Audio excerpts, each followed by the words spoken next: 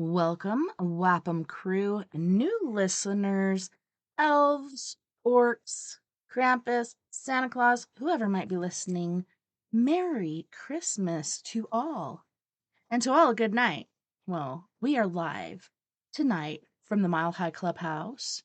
Secure your tinfoil hats, buckle down tight, and hold on loosely as we soar over the rocky tops of the La Platas on a rocky mountain high, get sucked into the vortex of the Four Corners, and settle down snugly at mile marker 420 in colorful Colorado.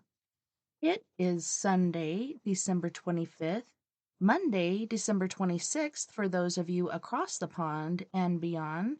Good morning, good afternoon, and good evening to you, and welcome to We Are Paradox Media's Late Night in the Rockies.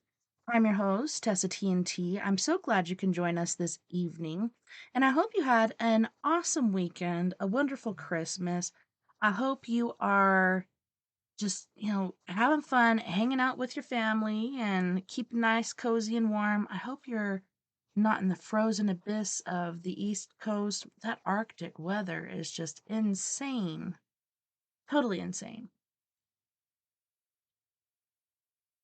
So if you're listening to us live right now, you may be listening to us on KPNL Radio, which you can find on KPNL Radio at kpnl-db.com.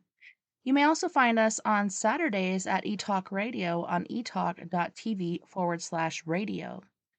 If you want to hit us up in your free time, whether you're working it, or working out, please be sure that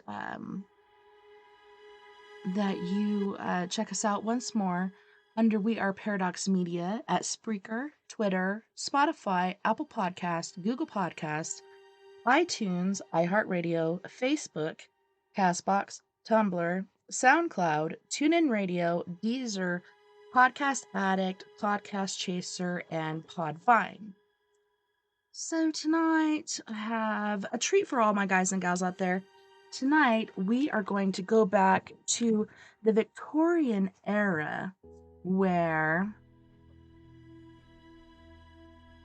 people used to actually sit around and read ghost stories. Back before the television age, that's how family members and friends would entertain each other.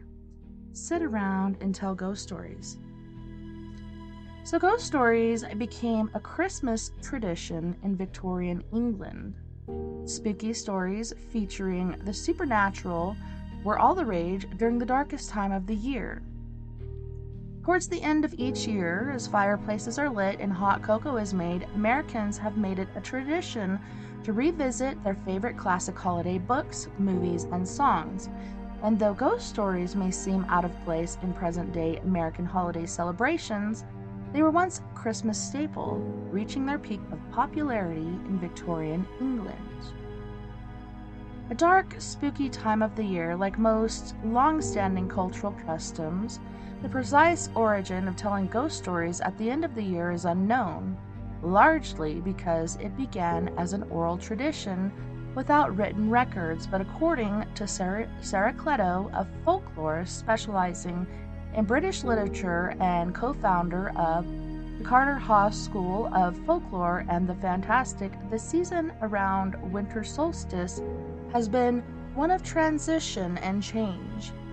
For a very, very long time, the season has provoked oral stories about spooky things in many different countries and cultures all over the world, she says. Oh my gosh, and then there's a bunch of little gibberish there. Furthermore, spooky storytelling gave people something to do during the long, dark evenings before electricity. The long midwinter nights meant folks had to stop working early, and they spent their leisure hours huddled close to a fire, says Tara Moore, an assistant professor of English at Elizabethtown College, author of Victorian Christmas in Print, and editor of Valancourt Book of Victorian Christmas Ghost Stories. Plus, you didn't need to be illiterate to retell the local ghost story. Effects of the industrialization revolution. It was in Victorian England that telling supernatural tales at the end of the year, specifically during the Christmas season, went from an oral tradition to a timely trend. This was in part due to the development of steam-powered printing press during the Industrial Revolution that made the written word more widely available. This gave Victorians the opportunity to commercialize and commodify existing oral ghost stories, turning them into a version they could sell. Higher literacy rates, cheaper printing costs, and more periodicals meant that editors needed to fill pages, Moore says. Around Christmas time, they figured they could convert the old storytelling tradition to a printed version. People who moved out of their towns and villages and into larger cities still wanted access to the supernatural sagas they heard around the fireplace growing up. Okay. Fortunately, Victorian authors like Elizabeth Gaskell, Margaret Oliphant, and Arthur Conan Doyle, so that's Conan Doyle, Arthur Conan Doyle, worked through the fall to cook up these stories and have them ready to print in time for Christmas, Moore says. Industrialization not only provided tools to distribute spooky stories, uncertainty during the era also fueled interest in the genre, says Brittany Warman, a folklorist specializing in Gothic literature and co-founder of the Carter Hall School of Folklore and the Fantastic. Interest was driven, she says, by the rise of industrialization, the rise of science, and the looming fall of Victorian Britain as a superpower. All of these things were in people's minds and made the world seem a little bit darker and a little bit scarier. Stories find a wide-ranging audience. Telling horror-filled holiday tales continued to be a family affair in England, even when they were read rather than recited. We know from illustrations and diaries that whole families read these periodicals together, Moore says. Popularity of Victorian Christmas ghost stories also transcended socioeconomic status, according to Moore. They were available to read everywhere, from cheap publications to expensive Christmas annuals that middle-class ladies would show off on their coffee tables. Their broad audience was reflected in the stories themselves, which sometimes centered around working-class characters, and other times took place in haunted manor houses. These upper-class settings were intended to invite readers from all classes into an idealized upper-crust Christmas, the type today's fans of Downton Abbey still enjoy as entertainment, Moore adds. Charles Dickens' 1843 novella A Christmas Carol has forever linked the British author with the holiday season, but his contributions to Christmas in Victorian England included the tradition of telling and reading ghost stories, extend far beyond Jacob Marley's visit to Scrooge. In fact, Cleto says that Dickens played a huge part in popularizing the genre in England. He wrote a bunch of different Christmas novellas, several of which involved ghosts specifically, she says, and then he started editing more and more Christmas ghost stories from other people, and working those into the magazines he was already editing, and that just caught like wildfire. Dickens also helped shape Christmas literature in general, Moore says, by formalizing expectations about themes like forgiveness and reunion during the holiday season. American Christmas traditions, more syrupy than spooky. Although countless trends made their way from England to America during the Victorian era, the telling of ghost stories during the Christmas season was not one that really caught on. Christmas Carol was an immediate bestseller in the United States, but at the time of its publication, Dickens was arguably the most famous writer in the world, and already widely popular. The novella's success in the US likely had more to do with Dickens' existing massive fan base than it did Americans' interest in incorporating the supernatural into Christmas. American Christmas scenes and stories tended to be syrupy sweet, Moore explains. There were a few American writers of the period trying to put Victorian style Christmas ghost stories into American culture, Warman says, including Nathaniel Hawthorne and Henry James.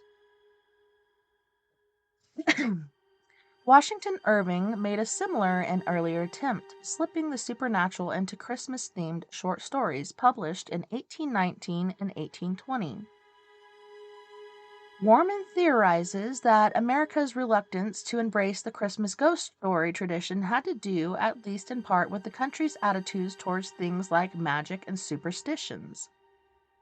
In America, we generally had a bit of resistance to the supernatural in a way that European countries didn't, she explains. When you came to America, you came with a fresh start. You came with a secular mindset and the idea that you were leaving the past behind. And some of these spooky superstitions were thought of as being part of the past. Another reason telling spooky stories never took off as a Christmas tradition in the United States was because it became more firmly established as a Halloween tradition, thanks to Irish and Scottish immigrants. That really impacted culture here because they brought with them a concept similar to Halloween, and that became, for America, the time period for ghosts, Warman explains. Traces of the tradition. Other than A Christmas Carol, there is another piece of pop culture that reflects the Victorian Christmas tradition, a single line from a song written and released in 1963 by American musicians. First recorded by Andy Williams, the song "It's the Most Wonderful Time of the Year" lists scary ghost stories as one of the highlights of the holiday season. Although it's unclear why writers of the song, Edward Pola and George Weil, included the tradition, Cleto says that it's possible that the lyrics is a reference to Dickens' A Christmas Carol. It's only the one text, she notes, but it's such a big deal here in the US and the UK, and is pretty much all that Americans know about Christmas ghost stories in isolation.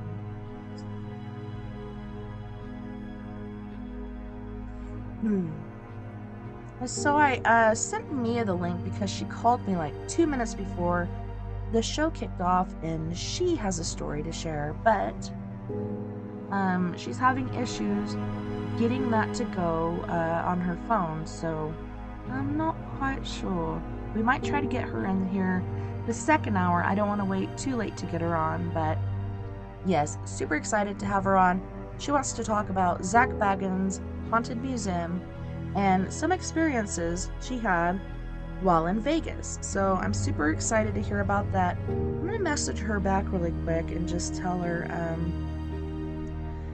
I think she has to do it through Facebook, but I'm not sure.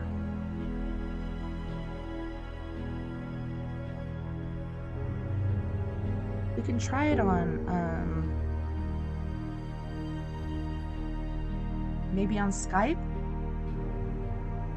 Let me turn that on and see.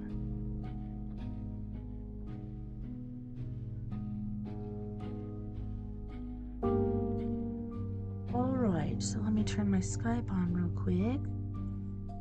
And hopefully she can get through there, but I'm not certain that's gonna work, so we'll get on with the show. Let me make sure everything's working over here.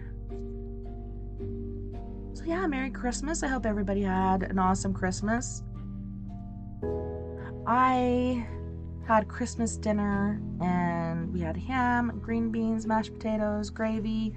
I forgot to make the freaking stuffing, homemade cranberry sauce, and we also had ambrosia salad. I don't know if you guys have had that, but it's delightful.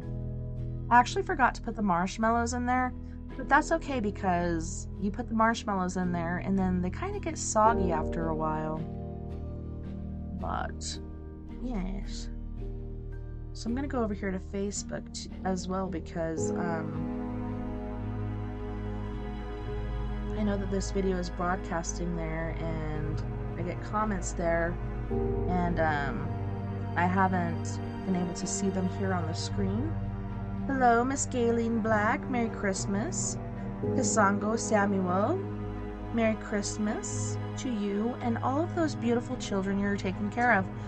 If you guys can look him up on Facebook, if you're feeling generous and you want to make donations, they are constantly needing donations to take care of these beautiful little children that he cares for. They were trying to raise funds for their Christmas celebration. I hope that they made it. I was able to donate. Luckily, I did that before I ran out of money, but yeah, you can find them under Kasango Samuel, and it's KASANGO SAMUEL. So if you can look him up, he's got some links there. I also have some links on my personal Facebook page. Oh, it would be so awesome if you guys could donate. I mean, these kids are so beautiful. I just love their energy and what's going on with them.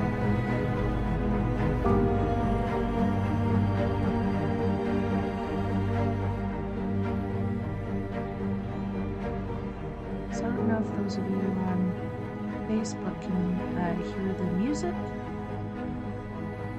The background music, I like to have that for ghost stories. Hopefully it's not too loud. So we're at chapter 8, The Carriage House Ghosts. While casually leafing through the pages of Tomorrow magazine, periodical devoted to psychical research in which my byline appears on occasion, I noticed a short piece by Wainwright Evans called Ghost in Crinoline. Written in the spring of 1959, the article told of a spectral inhabitant at 422.5 West 46th Street in New York City. It seemed that Ruth Shaw, an artist who had for years lived in the rear section of the old building, which she had turned into a studio for herself, had spoken to Mr. Evans about her experiences. He had come to see her at Clinton Court, as the building still is called. There is a charming iron gate through which you pass by the main house into a court. Beyond the court rises an arcaded rear section, 3 stories high and possessed of an outdoor staircase leading to the top. This portion dates back to 1809 or perhaps even before, and was at one time used as the coach house of Governor DeWitt Clinton. Miss Shaw informed Evans about the legends around the place, and in her painstaking manner told him of her conversations with 90-year-old Mr. Oates, a neighborhood druggist. An English coachman with a Danish wife once lived in the rooms above the stables. The first ghost ever to be seen at Clinton Court was that of Old Moore, a sailor hanged for mutiny at the Battery and buried in Potter's Field, which was only a short block away from the house. Today, this cemetery has disappeared beneath the teeming tenement houses of the Middle West Side, Hell's Kitchen outer approaches. But Old Moore, as it were, did not have far to go to haunt anyone. Clinton Court was the first big house in his path. The coachman's wife saw the apparition, and while running away from Old Moore, fell down the stairs. This was more unfortunate, as she was expecting a child at the time. She died from the fall, but the child survived. The irony of it was that soon the mother's ghost was seen around the court too, usually hanging around the baby. Thus, ghost number 2 joined the cast at the governor's old house. One of the grandchildren of the Clinton family who had been told these stories used to play ghosts the way children nowadays play cops and robbers. This girl named Margaret used to put on old-fashioned clothes and run up and down the big stairs. One fine day she tripped and fell down the stairs, making the game grim reality. Many have seen the pale little girl. Miss Shaw was among them. She described her as wearing a white blouse, full sleeves, and a crinoline. On one occasion, she saw the girl ghost skipping down the stairs in plain daylight. Skipping is the right word. for a ghost need not actually walk, but often floats just a little bit above ground, not quite touching it. I thought it would be a good idea to give Miss Shaw a ring, but discovered there was no telephone at the address. Miss Shaw had moved away, and even the local police sergeant could not tell me where the house was. Police assured me there was no such number as 422.5 West 46th Street. Fortunately, I have a low opinion of police intelligence, so my search continued. Perhaps a dozen times I walked by numbers 424 and 420 West 46th Street before I discovered the strange archway at number 420. I walked through it, somehow driven on by an inner feeling that I was on the right track. I was, for before me opened Clinton Court. It simply was tucked away in back of 420, and the new owners had neglected to put the 422.5 number anywhere within sight.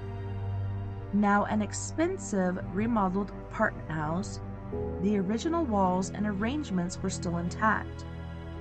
On the wall facing the court, number 420 proudly displayed bronze plaque inscribed Clinton Court, California, 1840, restored by the American Society for Preservation of Future Antiquities. The rear building, where Miss Shaw's studio used to be, was now empty. Apparently, the carpenters had just finished fixing the floors and the apartment was up for rent. I thought that fortunate, for it meant we could get into the place without worrying about the tenant. There was still the matter of finding out who the landlord was and getting permission. It took me several weeks and much conversation until I finally got permission to enter the place one warm evening in August of 1960. Meanwhile, I had been told by the superintendent that an old crony by the name of Mrs. Buttram lived next door at number 424, and that she might know something of interest.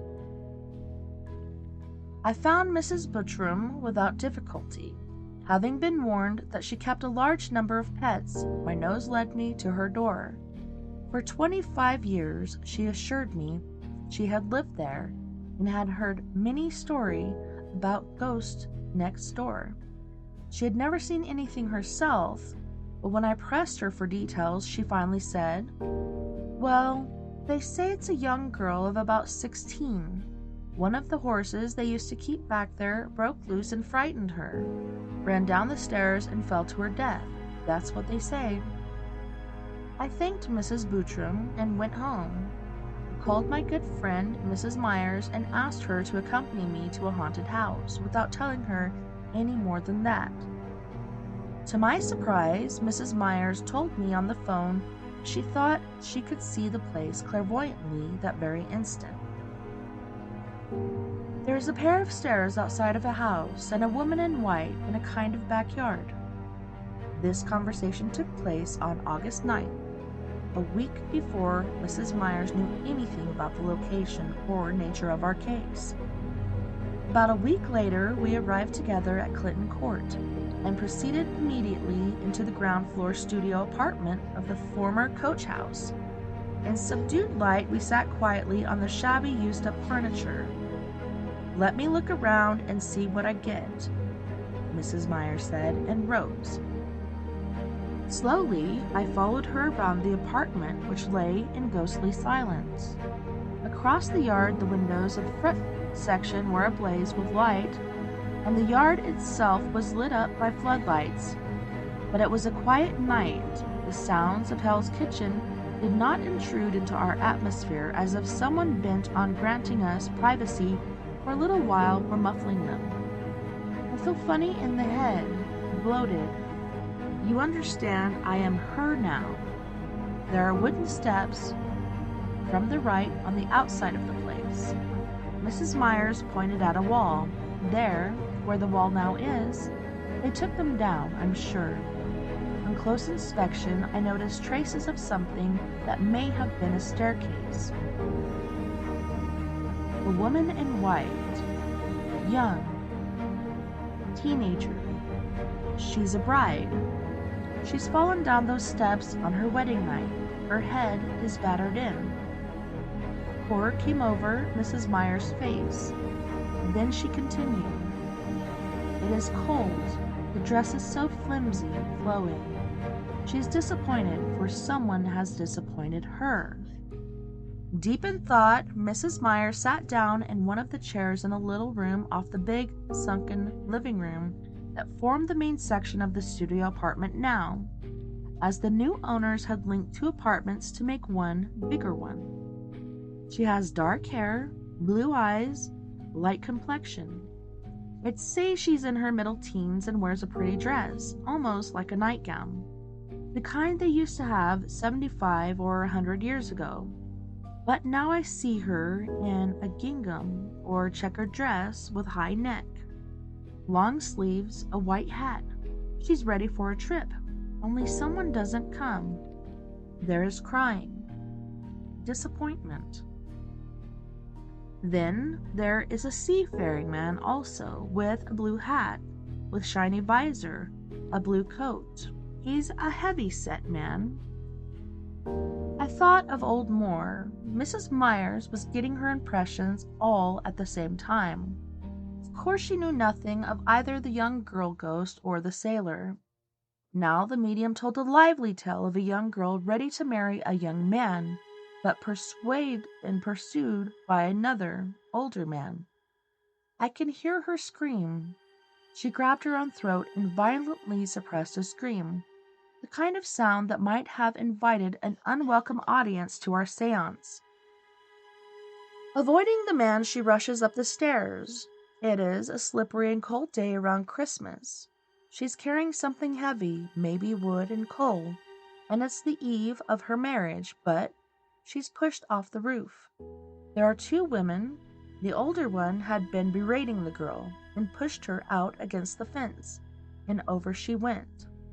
It was cold and slippery and nobody's fault, but instead of a wedding, there is a funeral. The medium was now in full trance. Again, a scream is suppressed. Then the voice changes, and another personality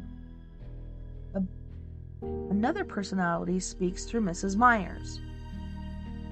"Who are you?" I said, as I always do on such occasions. Identification is a must when you communicate with ghosts. Instead, the stranger said anxiously, "Matthew." "Who is Matthew?" I said. "Why won't he come? Where is he? Why?" "Who are you?" "Bernice." "How old are you?" "Is 17. "What year is this?" 80. But then the anguish came to the fore again. "Where is he? He has the ring. My head. Matthew, Matthew." She pushed me. She is in hell. I'm ready to go. I'm dressed. We're going to Father. I'm dressed. As she repeated her pleas, the voice gradually faded out. Then, just as suddenly as she had given way to the stranger, Mrs. Meyer's own personality returned. As we walked out of the gloomy studio apartment, I mused about the story that had come from Mrs. Meyer's lips. Probably servant girls, I thought, and impossible to trace. Still, she got the young girl, her falling off the stairs themselves, and the ghostly sailor. Clinton Court is still haunted, all right. I looked up at the reassuringly lighted modern apartments around the yard and wondered if the ghost knew the difference. If you ever happen to be in Hell's Kitchen, step through the archway at 420 West 46th Street into the yard, and if you are real quiet, and a bit lucky, of course, perhaps you will meet the teenage ghost in her white dress or crinoline. But beware of old Moore and his language. You know what sailors are like.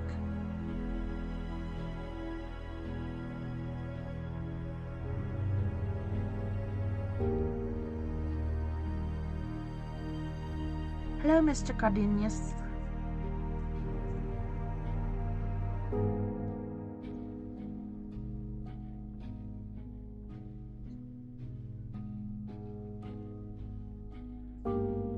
Chapter 9. Brooklyn Hinnie. Clinton Street, Brooklyn, is one of the oldest sections of that borough, pleasantly middle class at one time, and still among Brooklyn's best neighborhoods as neighborhoods go. The house in question is in the 300 block and consists of 4 stories.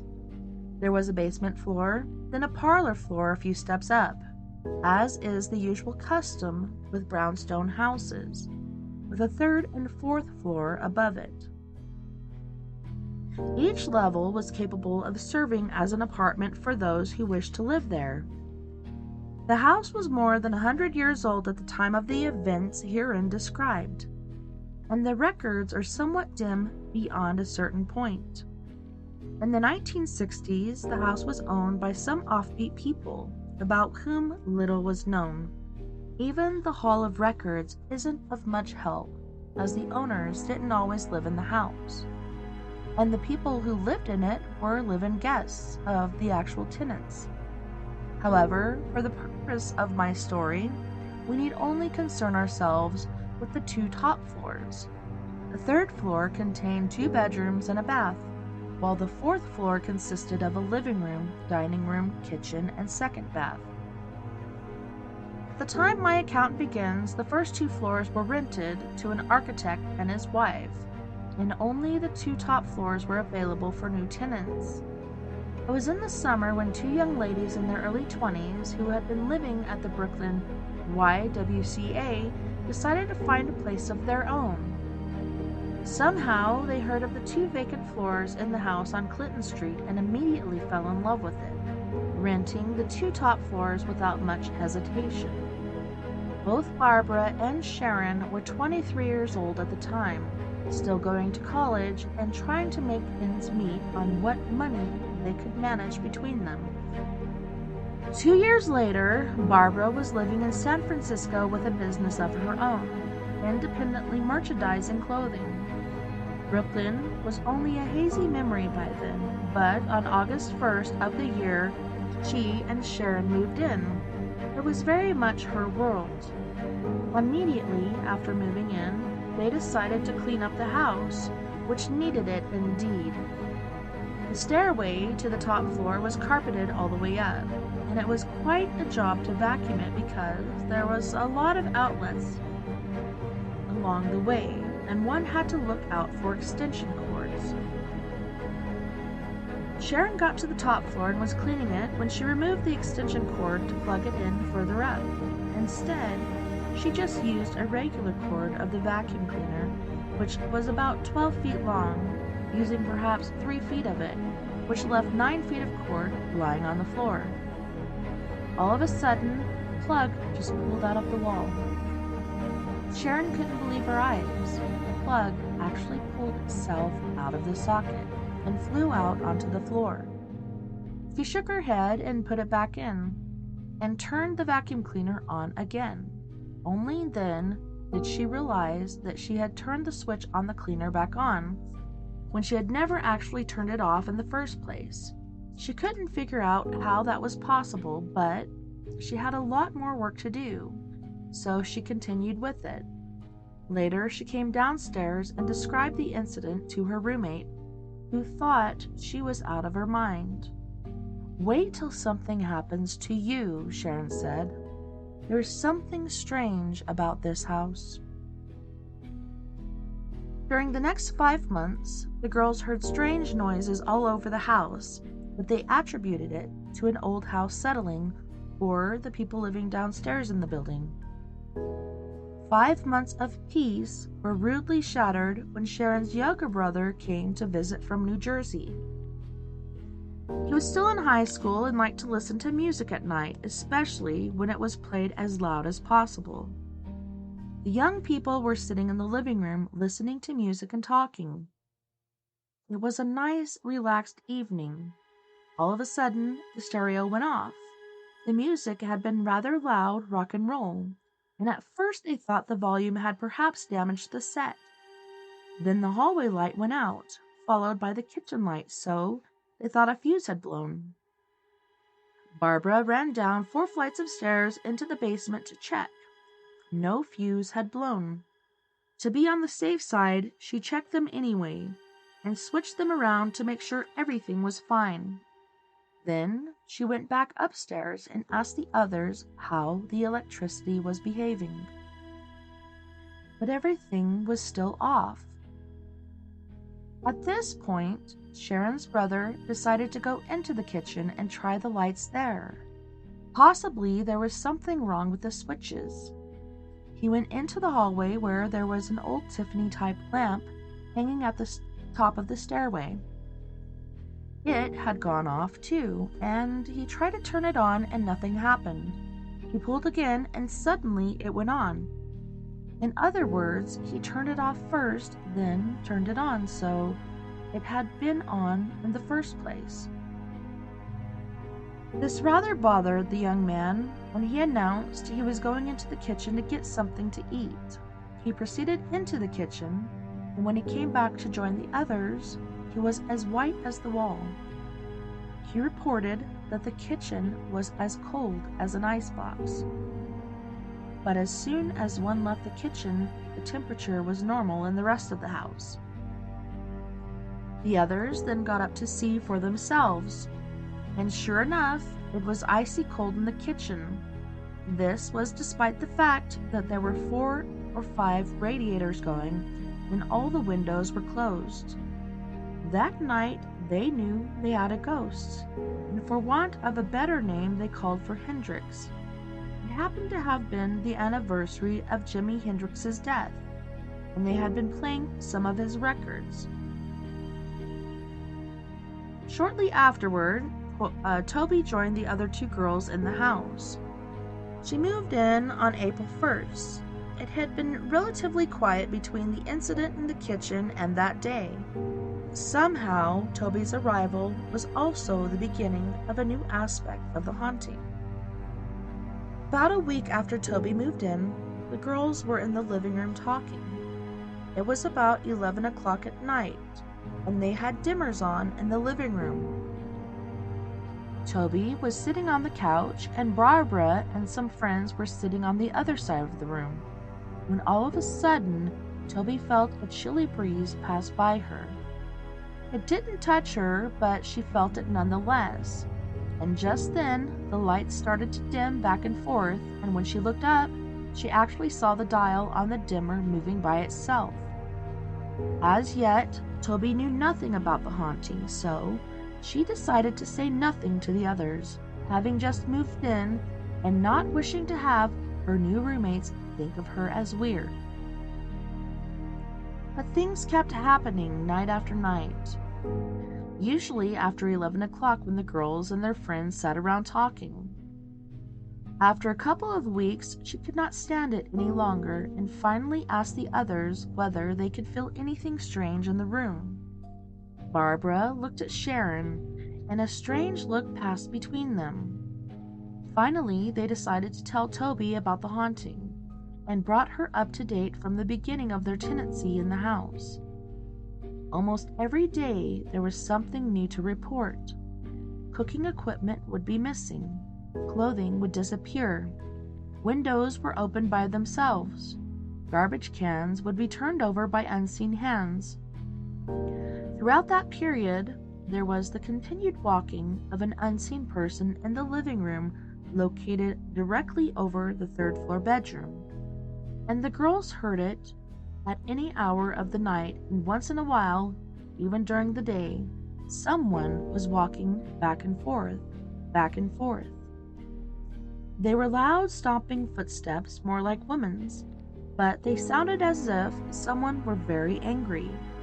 Each time, one of them went upstairs to check, and they found absolutely nothing. The girls held a conference and decided that they had a ghost. Make no mistake about it. Toby offered to look into the matter and perhaps find out what might have occurred at the house at an earlier age. Barbara kept hearing an obscure whistling, Not a real tune or song that could be recognized, but a human whistle nevertheless.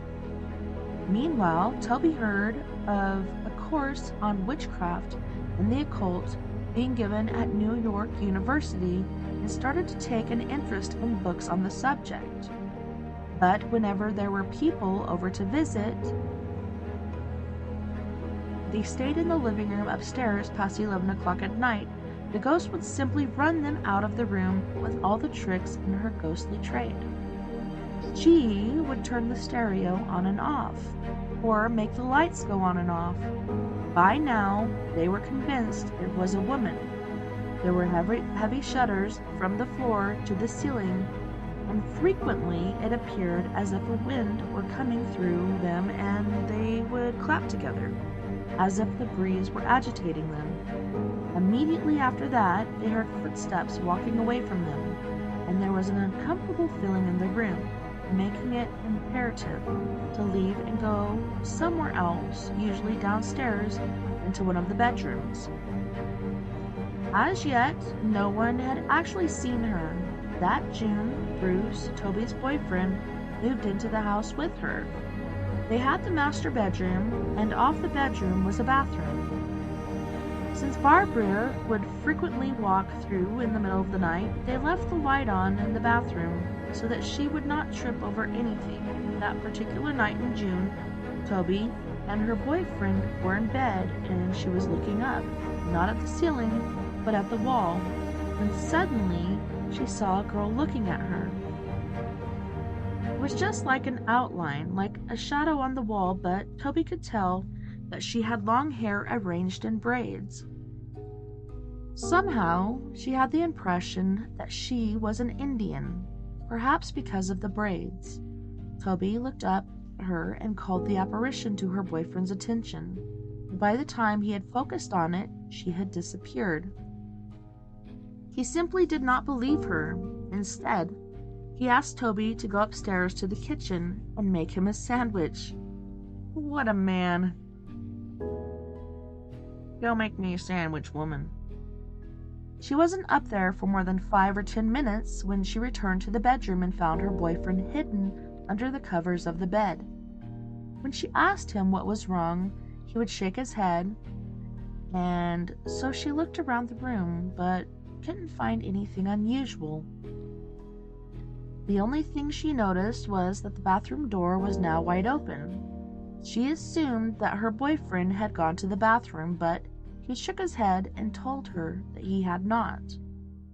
He had just been lying there smoking a cigarette when all of a sudden he saw the handle on the door turn by itself and the door open. When he saw that, he simply dove under the covers until Toby returned. From that moment on, he no longer laughed at her stories about a house ghost. The following night, her boyfriend was asleep when Toby woke up at 2 o'clock in the morning. The television set had been left on, and she went to shut it off. And when she got back into bed, she happened to glance at the same place on the wall where she had seen the apparition the night before. For a moment or two, she saw the same outline of a girl, only this time she had the impression that the girl was smiling at her. 2 weeks after that, Toby and her boyfriend broke up. She had come back home one day and didn't know that he had left. Then she found a note in which he explained his reasons for leaving, and that he would get in touch with her later. Naturally, this upset her very much so that her 2 roommates had to calm her down. Finally, the 2 other girls went upstairs, and Toby was lying on the bed trying to compose herself. In the quiet of the room, she suddenly heard someone sob a little, and then a voice said, "Toby." Toby got up from bed and went to the bottom of the stairs and called up, demanding to know what Barbara wanted, but no one had called her. She went back to the room and lay down on the bed again. Just then she heard a voice saying, "Toby," again and again. On checking, she found that no one had called out to her, no one of flesh and blood, that is. Toby then realized who had been calling her, and she decided to talk to Henny, her nickname for Hendrix, which was the name given by the others to the ghosts since that night when they were playing Jimi Hendrix records. In a quiet voice, Toby said, "Henny, did you call me?" And then she heard the voice answer, "Calm down. Don't take it so hard. It will be all right." It was a girl's voice, and yet there was no one to be seen. The time was about 5 o'clock in the afternoon, and since it was in June, the room was still fairly light. Toby had hardly recovered from this experience when still another event took place. Sharon had moved out, and another girl by the name of Madeline had moved in. One day her brother came to visit them from Chicago, and he brought a friend along who had had some experience of a spiritual nature. His name was Joey, and both boys were about 20 or 21 years old. Madeline and her brother were much interested in the occult, and they brought a Ouija board to the house on Saturday, December 19th. While it was snowing outside and the atmosphere was just right for a seance, they decided to make contact with the unhappy ghost in the house. They went upstairs into the living room and sat down with the board. At first it was going to be a game, and they were asking silly questions of it, such as who was going to marry whom, and other romantic fluff. But halfway through the session, they decided to try to contact the ghost in earnest. The three girls and Madeline's brother sat down on the floor with their knees touching and put the board on top. Then they invited Henny to appear and talk to them if she was so inclined. They were prepared to pick up the indicator and place their hands on it so it could move to various letters on the board. But before their hands even touched it, the indicator took off by itself. It shot over to the word yes on the board, as if to reassure them that communication was indeed desired. The four of them looked at each other dumbfounded, for they had seen only too clearly what had just transpired. By now, they were all somewhat scared. However, Toby decided that since she was going to be interested in psychic research, she might as well ask the questions. She began asking why the ghostly girl was still attached to the house. Haltingly, Penny told her sad story. It was a slow process, since every word had to be spelled out letter by letter. But the young girl didn't mind the passage of time. They wanted to know why Henny was with them. It appears that the house once belonged to her father, the medical doctor. Her name was TessaTNT, and she had lived in the house with her family. Unfortunately, she had fallen in love with a boy and had become pregnant by him. She wanted to marry him and have the baby, but her father would not allow it and forced her to have an abortion. He did it in the house himself, and she died during the abortion. Her body was taken to Denver, Colorado, and buried in the family plot. She realized that her boyfriend was dead also because this all happened a long time ago. Her reasons for staying on in the house were to find help. She wanted her remains to be buried near her lovers in New York. "Do you like the people who live in this house?" "Yes," the ghost replied. "Is anyone who lives here ever in any danger?" "Yes, people who kill babies." This struck the young people as particularly appropriate. A close friend, not present at the time, had just had an abortion. "Will you appear to us?" "Cessa has," the ghost replied.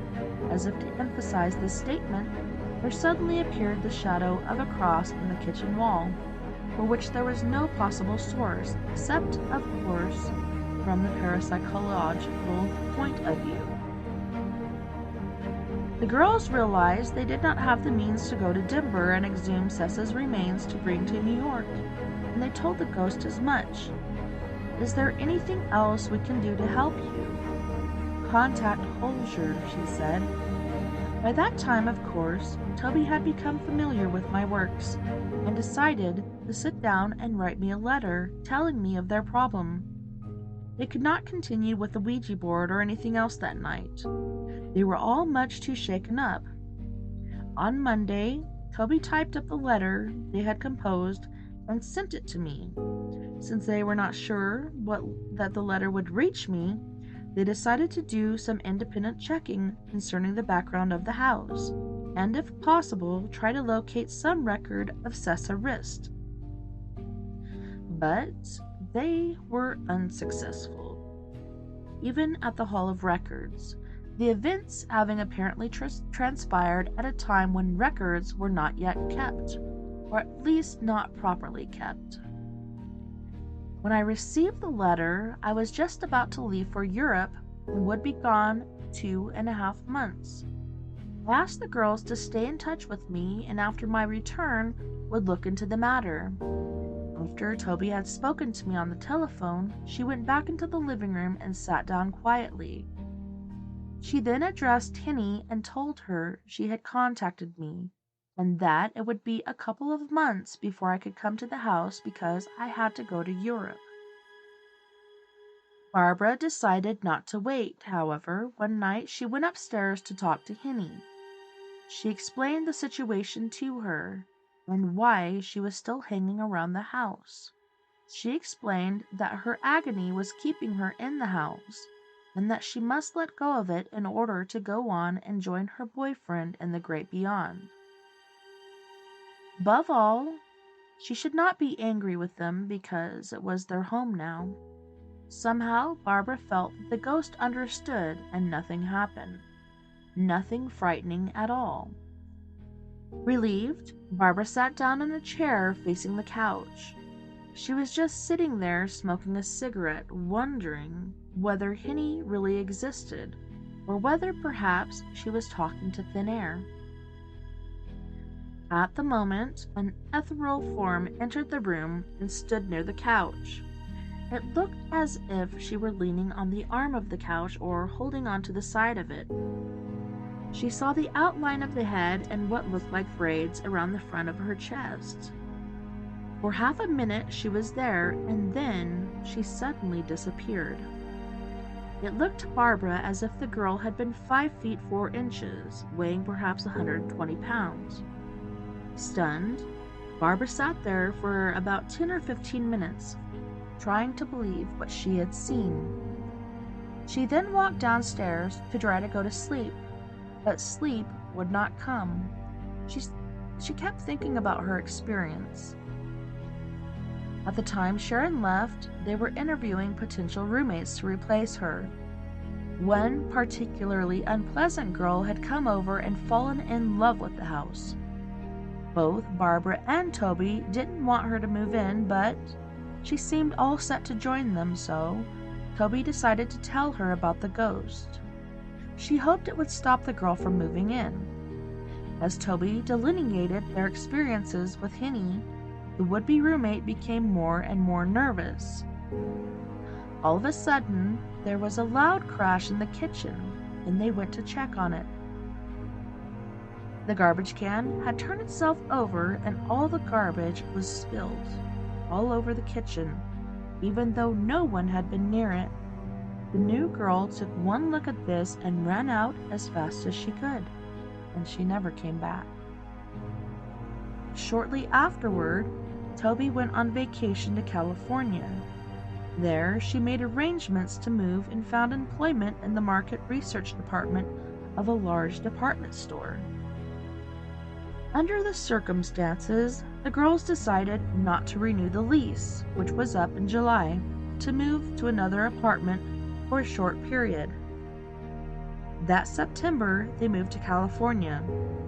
Under the circumstances, they did not contact me any further, and I assumed that matters had somehow been straightened out, or that there had been a change in their plans.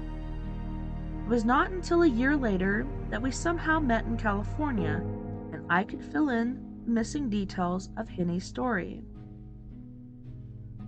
On the last day of the girls' stay at the house on Clinton Street, with the movers going in and out of the house, Toby went back into the house for one more look and to say goodbye to Henny. She went up to the living room and said a simple goodbye, and hoped that Henny would be all right, but there was no answer, no feeling of presence. For a while the house stood empty. Then it was purchased by the father of an acquaintance of the girls. Through Alan, they heard of the new people who had moved in after the house was sold. One day, when they had just been in the house for a few days, they returned to what they assumed to be an empty house. They found their kitchen flooded with water. There were 2 inches of water throughout the room, yet they knew they had not left the water taps on. Why had Henny turned the water on and let it run? Perhaps Henny didn't notice or like the new tenants after all, but she had little choice, really. Being a ghost, she was tied to the house. Following her friends to San Francisco was simply impossible, the way ghosts operate, and unless or until the new tenants on Clinton Street call for my services, there is really nothing I can do to help Henny. So we're going to be getting to part 3, Ghosts from Pennsylvania to the Midwest. So that'll be a chapter 10 that we continue on. But at this point, boys and girls, we do have to go for our first music break. On this break, we have Miss Mia Savage. If I can somehow get her in here, like I said, she wants to talk about her experience in Las Vegas after going to Zach Bagans' museum, and I do believe that she was being chased. Merry Christmas, everyone. Merry Christmas, beautiful Sister Sandra. So as I said, on this break, we have Miss Mia Savage with her band Antidote for Savages with Your Skeleton, Arna Reality, Let Me Be Your Home, and Lemurian Crypto. You guys don't go anywhere. I'll be right back after this music break.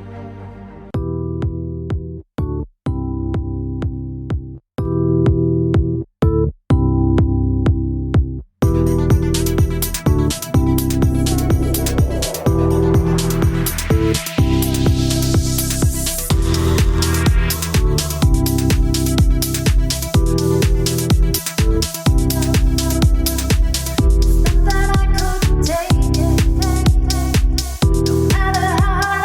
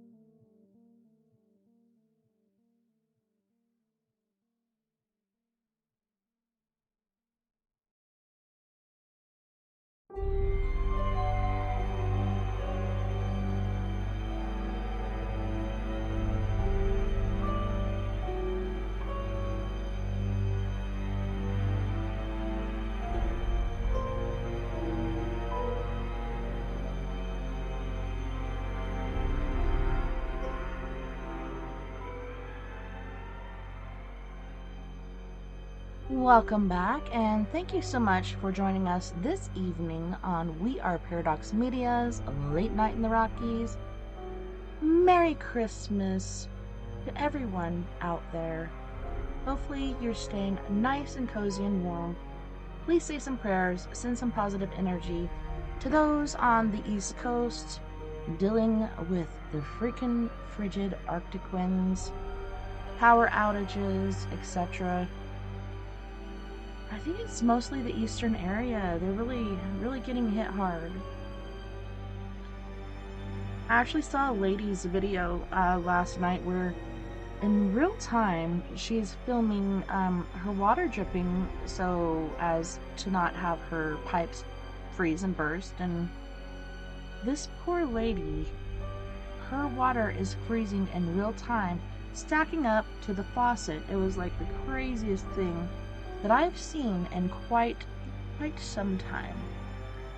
Very, very crazy indeed.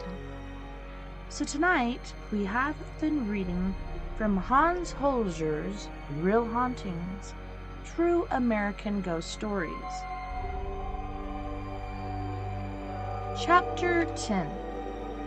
The Restless Ghost of the Parish Priest.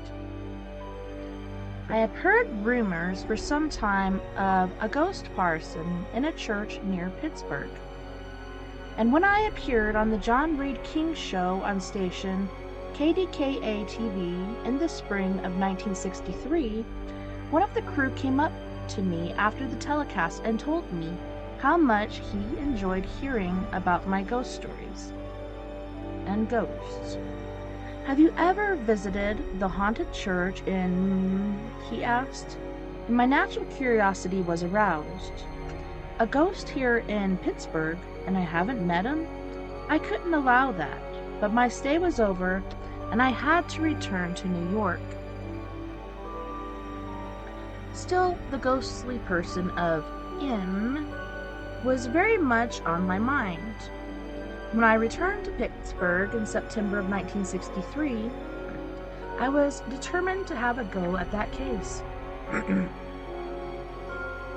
With the help of Mr. Jim Seeger and his roving reporter John Stewart at the station KDKA, we had got together a car, a first-class portable tape recorder, and a photographer, Jim Stark. Immediately following my telecast, we set out for M. Fate must have wanted us to get results, for the attendant of the first gasoline station we stopped at directed us to the haunted church. The names of the church and of those involved must remain hidden at their own request, but the story was nevertheless true. The haunted church is an imposing Romanesque stone building erected at the turn of the century on a bluff overlooking the Pittsburgh River. It is attached to a school and rectory and gives a clean and efficient impression. Nothing haunted or mysterious about it. When I rang the doorbell of the rectory, a portly, imposing man in a sweater and slacks opened the door. I asked to talk to him about the history of the church. Evidently, he had more than a share of the sixth sense, for he knew immediately what I was after. "I am priest," he said firmly, with a strong Slavic accent. I was somewhat taken aback because of his casual clothes, but he explained that even priests are allowed to relax now and then. Father X, as we shall call him, was a well-educated, soft-spoken man of about 45 or 50, and he readily admitted he had heard the rumors about the spirits, but there was, of course, nothing to it. Actually, he said, the man to talk to was his superior, Father H. A few months later, Father H was summoned and introduced me to his authority on the subject. When the good father heard I was a parapsychologist and interested in his ghost, he became agitated. "I have nothing to say," he emphasized, and politely showed us the door. I chose to ignore his move. Instead, I persisted in requesting either confirmation or denial of the rumors of hauntings in his church. Evidently, Father H was afraid of the unusual. Many priests are not, and discuss freely that which they know exists. But Father H had once met with another writer, Louis Adamic, and apparently this had soured him on all other writers. It seems that Adamic, a fellow Croatian, had mentioned in one of his books the story about the ghost at the altar. And seriously, at that, quite a feat for a non-believer as Adamic was said to have been. Father H had nothing to say for publication. No, no, no, nothing. I bless you, goodbye. He bowed ceremoniously and waited for us to depart instead. I turned and smiled at Father X, the assistant pastor. "May we see the church?" I said, and waited. They couldn't very well refuse. Father H realized we weren't going to leave at once and resigned himself to the fact that his assistant pastor would talk to us. "Very well, but without me."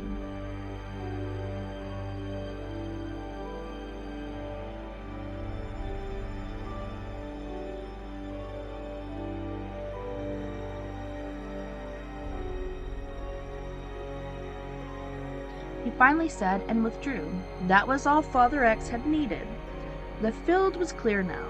Slowly, he lit a cigarette and said, "You know, I've studied parapsychology myself for 2 years in my native Croatia." After his initial appearance, nothing about Father X surprised me. As we walked across the yard to the church, we entered into an animated discussion about the merits of psychic research. Father X took us in through the altar door, and we saw the gleaming white and gold altar emerging from the semi-darkness like a vision in one of Raphael's Renaissance paintings. There was definitely something very unusual about this church. For one thing, it was a typical European Slavonically tinged edifice. The large nave culminated in a balcony on which an old-fashioned, that is, non-electric, non-automatic organ was placed in prominent position. No doubt services at this church were imposing and emotionally satisfying experiences. We stepped closer to the altar, which was flanked on either side by a large, heavy vigil light, the kind Europeans call eternal light. "See this painting," said Father X, pointing at the curving fresco covering the entire inner cupola behind the altar, both behind it and above it. The painting showed natives of Croatia in their costumes and a group of Croatians presenting a model of their church. These traditional scenes were depicted with vivid colors and a charming primitive style. I inquired about the painter, Maxim Vatka, and the priest said, at once I recognized the name as that of a celebrated Yugoslavian artist who had passed on a few years before. The frescoes were done in the early part of the century. As we admired the altar standing on its steps and getting impressions, Father X must again have read my mind, for he said without further ado, "Yes, it is this spot where the spirits were seen." There was no doubt in my mind that our assistant pastor was quite convinced of the truth of the phenomenon. "What exactly happened?" I asked. "Well, not so long ago, Father H and this painter, Svatka, they were here near the altar. Svatka was painting the altar picture, and Father H was here to watch him. Suddenly, Svatka grabbed Father's arm and said with great excitement, 'Look, Father, this person. There is someone here in the church in front of the altar.' Father H knew that the church was locked up tight and that only he and the painter were in the building. There couldn't be another person. Where? Who?" he said and looked hard. He didn't see anything. Svatka insisted he had just seen a man walk by the altar and disappear into nothing. They stepped up to the vigil light on the left and experienced a sudden chill. Moreover, the light was out. Now, to extinguish this light with anything less than a powerful blower or fan directly above it is impossible. Glass enclosed and metal covered, these powerful wax candles are meant to withstand the wind and certainly ordinary drafts of human breath. Only a supernormal agency could have put out that vigil light, gentlemen." Father X paused. I was impressed by his well-told story, and I knew at once why Father H wanted no part of us. How could he ever admit having been in the presence of a spirit without having seen it? Impossible. We took some photographs and walked slowly towards the exit. Father X warmed up to me now and volunteered an experience from his own youth. It seems that when he was studying theology in his native Croatia, he lived among a group of perhaps a dozen young students who did not share his enthusiasm for psychic studies, who in fact ridiculed them. One young man, however, who was his roommate, took the subject seriously. So seriously, in fact, that they made a pact. Whoever died first would let the other know. Short time later, Father X, asleep on a warm afternoon, suddenly woke up. He knew his friend had died that instant. for he saw him sitting on a chair near his bed, laughing and waving at him. It was more than a mere dream, a vividly powerful impression. Father X was no longer asleep at that moment. The impression had actually awakened him. He looked at his watch. It was just 3 in the afternoon. Quickly, he made inquiries about his friend. Within a few hours, he knew what he had already suspected. His friend had died in an accident at precisely the moment he had seen him in his room back at the seminary. "You are psychic, then," I said. Father X shrugged. "I know many psychic cases," he said obliquely. "There was that nun in Italy who left her handprints on the church door to let her superiors know she was now in purgatory." Father X spoke softly and with the assurance of a man who knows his subject well. "There are these things, but what can we do? We cannot very well admit them." A sudden thought came to my mind. Did he have any idea who the ghost at the altar was? Father X shook his head. "Tell me," I continued, "did anyone die violently in the church?" Again, a negative answer. "That's strange," I said. "Was there another building on this spot before the present church?" "No," Father X said nonchalantly. "That's even stranger," I countered, "for my research indicates there was a priest here in the 19th century, and it is his ghost that has been seen." Father X swallowed hard. "As a matter of fact," he said now, "you're right. There was an earlier wooden church here on this very spot. The present stone building only dates back to about 1901. Father Razinger built the wooden church." "Was that around 1885? I inquired. "That is how I had it in my notes." "Probably correct," the priest said, and no longer marveled at my information. "What happened to the wooden church, Father?" I asked, and here I had a blank, for my research told me nothing further. "Oh, it burned down completely. No, nobody got hurt, but the church, it was a total loss." Father Ratzinger's beloved wooden church went up in flames, it appeared. In the 15 years he had spent with his flock must have accumulated an emotional backlog of great strength and attachment. Was it not conceivable that Father Ratzinger's attachment to the building was transferred to the stone edifice as soon as it was finished? Was it his ghost the 2 men had seen in front of the altar? Until he puts in another appearance, we won't know, but Pittsburgh's haunted church is a lovely place in which to rest and pray, ghost or no ghost.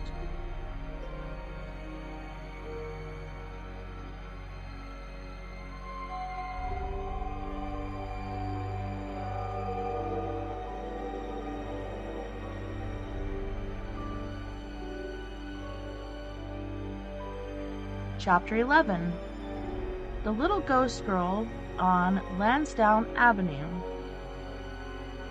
Ed Harvey ran a pretty good talk show called Talk of Philadelphia on WCAU radio.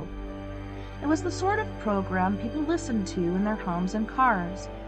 They listened in large numbers. I know, for the telephone calls came in fast and furious in the show's final half hour, when calls from the public were answered on the air. One day in April 1965, Ed and his charming wife, Marion, went to a cocktail party at a friend's house. There he got to talking to Jack Buffington, who was a regional director of a worldwide relief organization, and a pretty down-to-earth fellow, as Ed soon found out. Somehow the talk turned to ghosts, and Buffington had a few things to say on that subject, since he lived in a haunted house. At that point, Ed Harvey asked that Sybil Leek and I be permitted to have a go at the house.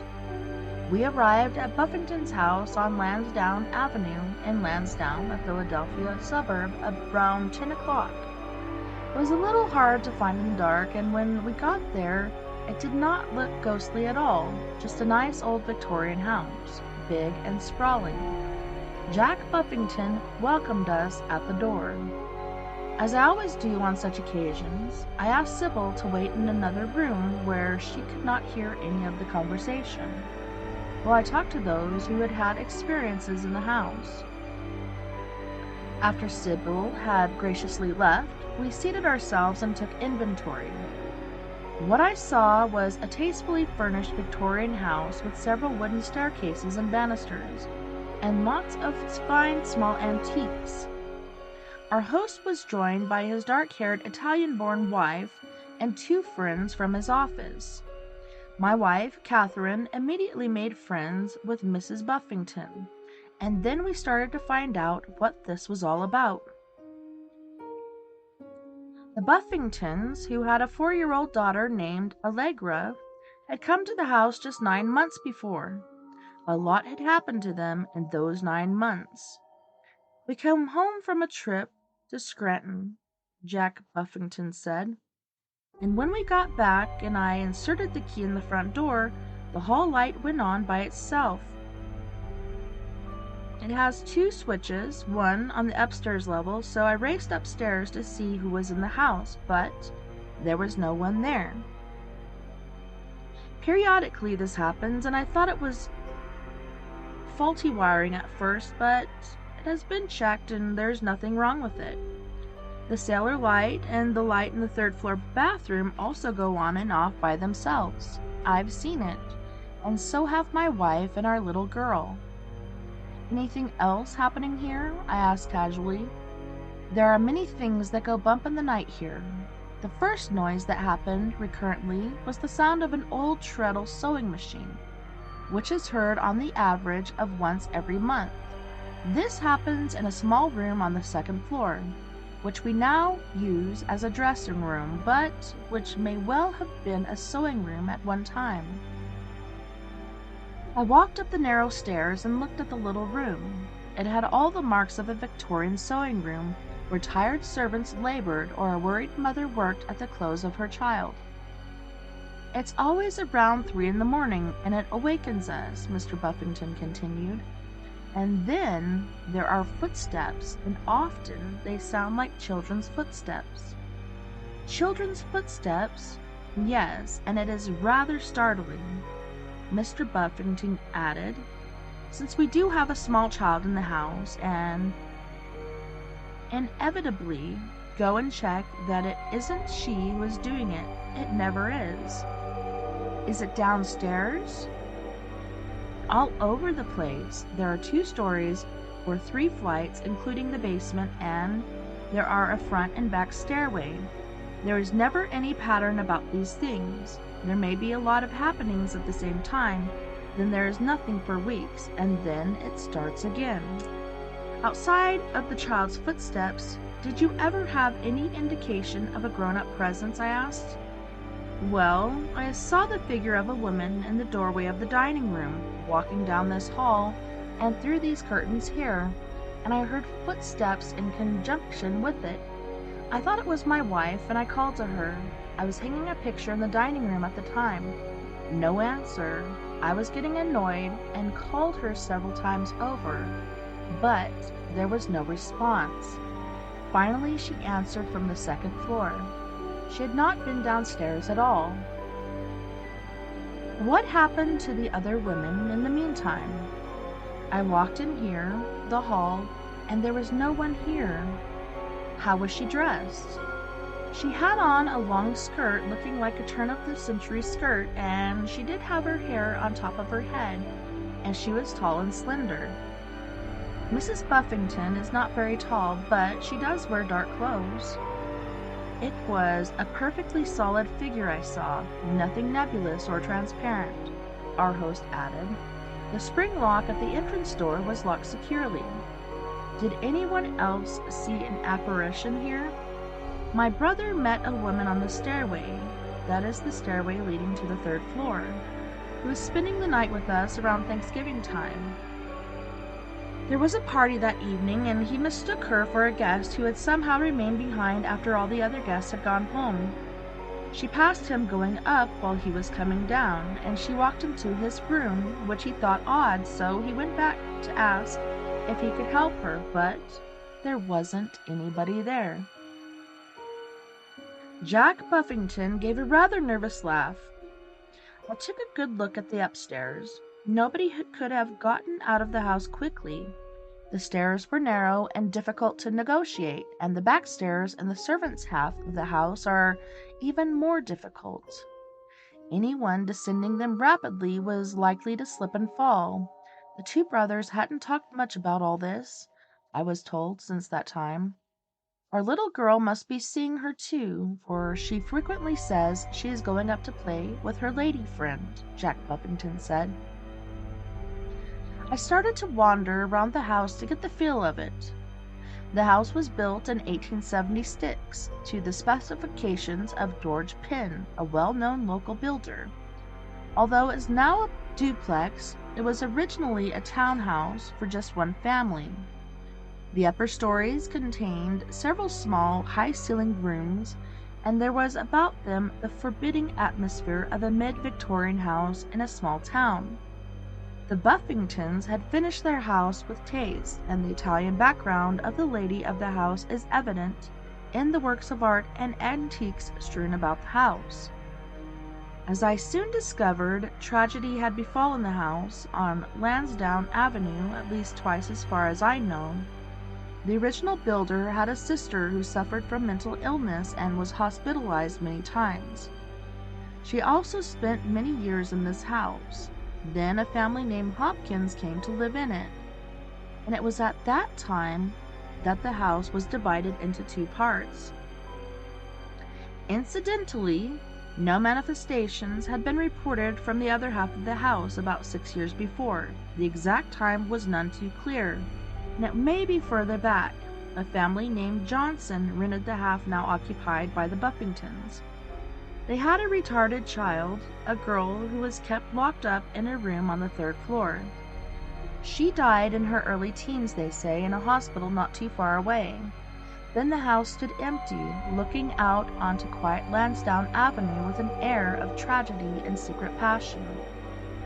3 years went by before the Buffingtons returned from Italy and took over the house. Have there been any unusual manifestations on the 3rd floor? I asked Mr. Buffington. Just one. Something carries on in the trunk up on the 3rd floor. The trunk is empty, and there is no reason for those frightful noises. We have both heard it. It is above where the child sleeps. Mr. Buffington added that a book he read at night in bed often disappeared and showed up in the most peculiar spots around the house. Spots that their little 4-year-old couldn't possibly reach. On one occasion, he found it in a bathroom. At least once it traveled from his room upstairs to the top bookshelf downstairs all by itself. My impression of this ghost, Mr. Buffington said, is that it means no harm, rather, it has the mischievousness of a child. I now turned my attention to Mrs. Buffington, who had been waiting to tell me of her own most unusual experiences in the house. On one occasion, I was on the 2nd floor with the child, she began. It was about 11 in the morning, and I was taking some clothes out of the cabinet. The back staircase is very close to this particular cabinet. Suddenly, I very distinctly heard a voice calling Mama, a voice of a person standing close to the cabinet, and it was a girl's voice, a child's voice, and quite distinct. In fact, my daughter, Allegra, also heard it, for she turned to me and asked, "Mammy, who is it?" "What did you do?" I asked. I pretended to be nonchalant about it, looked all over, went up the stairs, opened cabinets, but of course there was no one there. "And your daughter?" "We did not find anyone," she said. "Oh, it must be Our Lady upstairs." "Any other experiences you can recall?" "Yes, tonight, in fact," Mrs. Buffington replied. "I was in the kitchen feeding the child, and I was putting something into the garbage container, when I heard a child's voice saying, 'It's lower down.' Just that, nothing more." "Amazing," I conceded. "It was a young girl's voice," Mrs. Buffington added. I looked at Allegra, but it was obvious to me that the voice had come from the opposite direction. At any rate, Allegra was busy eating.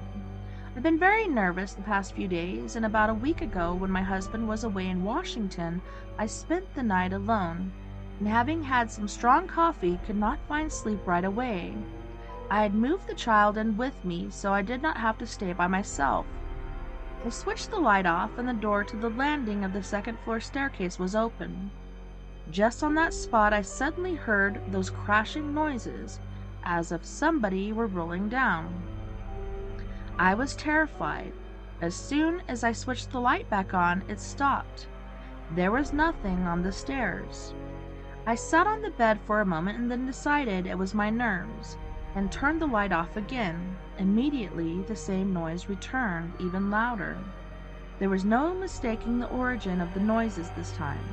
They came from the stairs in front of the room. I switched the light on again, and they stopped. And I left the lights burning the rest of the night. I finally fell asleep from sheer exhaustion. One more thing, Jack Buffington broke in. On the back staircase, there is an area about 4 feet long, which is a terribly frigid area sporadically. My little girl wouldn't walk up that staircase if she could possibly help it. Both my wife and I felt the cold spot. Is this in the area of the room where the little child was kept? I asked. It is 1 floor below it, but it is the area, yes, Mrs. Buffington admitted. I had heard enough by now to call in Sybil Leek, who had been waiting patiently outside for the call to lend her considerable psychic talents to the case. After she had seated herself in one of the comfortable leather chairs and we had grouped ourselves around her in the usual fashion, I quickly placed her into trance. Within a few minutes, her lips started to quiver gently, and then a voice broke through. "Can't play," a plaintive child's voice said. "Why not?" I asked immediately, bringing the microphone close to Sybil's entranced lips to catch every word. "No one to play with. I want to play." "Who do you want to play with?" "Anyone. I don't like being alone." "What is your name?" "Elizabeth." "What is your family name?" "Stryver." "How old are you?" 9. "What is your father's name?" "Joseph Stryver." Now Sybil had no knowledge that a child's ghost had been heard in the house, nor had she overheard our conversation about it. Yet, the very first to manifest when in trance had set in was a little girl. I continued to question her. "Your mother's name?" "Mammy." "What is her first name?" The child thought for a moment, as if searching, then repeated, "Mammy." With sudden impact, I thought of the ghostly voice calling for Mama, heard on the steps by Mrs. Buffington and her little daughter. "Do you go to school?" The answer was almost angry. "No, I play." "Where do you live in this house?" "Funny house. I get lost. Too big." "Where is your room?" "On the stairs." "Who else lives in the house?" "Mammy." "Anyone else?" "No one." "Where were you born?" "Here." "What is your birthday?" 8. 1821. "What month?" "March." Did she mean that she was born in 1821? The house was built in 1876, and before that time, only a field existed in the house, or on the site. Or was she trying to say March 8th, 1921? Dates always confuse a ghost, I have found. "Are you feeling well?" Plaintive, "No," was the answer. What was wrong with her? I wanted to know. "I slip on the stairs," the ghost said. "I slip down the stairs. I like to do that." "Did you get hurt?" "Yes." "What happened then?" "So I sit on the stairs," the little girl ghost said, "and sometimes I run down one staircase, not the other. Then I have fun." "Is there anyone else with you?" "Mammy." Again I thought of the apparition in the Victorian dress Jack Buffington had seen in the hall. "Do you see her now?" I asked. An empathetic no was the answer. When have you last seen her? She thought that one over for a moment. 2 days. Is she living? Yes, she goes away and then I'm lost. Does she come back? Yes. What about your father? Don't like my father. Not very nice time with my father. He shouts. What floor is your room on? At the top. I recalled that the retarded little girl had been kept in a locked room on the top floor. Do you ever go downstairs? Of course I go downstairs. I play on the stairs, and I'm going to sit on the stairs all the time until somebody plays with me. Isn't there any other little girl or boy around? I asked. I don't get at him. They take him away and hide him. Who does? People here. Do you see people? Yes. Do people see you? They think they do. They're not very nice, really. Do you talk to them? She seemed to nod. What do you tell them? I want to play. Do you call out for anyone? I asked. Mammy, is there anyone else in this house you can see? Any children? Yes, but they won't play. What sort of children are there in this house? They won't play. How do you explain to a child that she is a ghost? Would you like to meet some other children like yourself who do want to play? I asked. She liked that very much. I told her to imagine such children at play and to think of nothing else. But she wanted to play in this house. I live here. I persisted in telling her that there were children outside in a beautiful meadow just waiting for her to join them. My father tells me not to, but he is not here.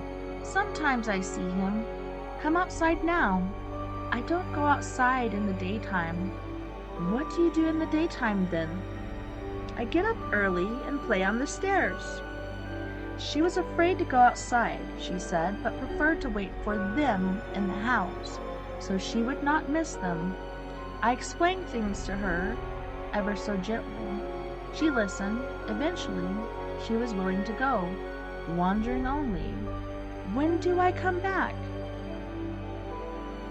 You won't want to come back, Elizabeth, I replied, and asked if she understood these things now. She thought for a moment, then said, Funny man. You see, something happened to you, and you were not quite the same as before, I tried to explain. People in this house are not like you, and that's why you can't play with them. But outside in the meadow, there are many like you, children to play with all your life. And then I sent her away. There was a strange rapping noise on the staircase now, as if someone were saying goodbye in a hurry. Abruptly the noise ceased, and I recalled Sybil, still entranced to her own body. I asked her to describe what she saw on her side of the veil. The child is difficult, she said. Doesn't want to leave the house. She's frightened of her father. She's about 10. Died here. Fell. I instructed the medium to help the child out of the house and across the border. This she did. There is also a woman here, Sybil said. I think she followed the child. She is tied to this house because the child will not go. What does she look like? Medium, fair, full face, not thin. She wears a green dress. In one piece, dark dress. She comes and goes. She worries about the child. I think she left the child. Guilt, I thought, so often the cause of haunting. When she came back, something had happened, Sybil continued. The child had been injured, and now she keeps coming back to find the child. But the child only wants to play and sit on the stairs.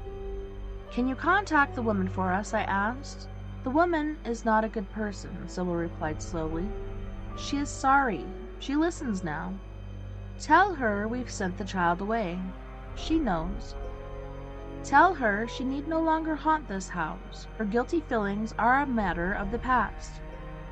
She wants to follow the child. She wants to go now. She should think of the child with love, and she will join her. She doesn't love the child. She will have to desire to see her family again, then to cross over, instruct her. In a quiet voice, Sybil suggested to the ghost that she must go from the house and never return here. She won't upset the house now that the child is gone, Sybil assured us. The search for the child was the cause of it all. Was the child ill? The child was difficult and lonely, and she fell. Again I heard rapping noises for a moment. Was there anything wrong with this child? I'm not so sure. I think she was a little foul. She was florid, you know, nobody to look after her, looking for things all the time and frightened to go out. Did she die in this house, or was she taken somewhere? She died here.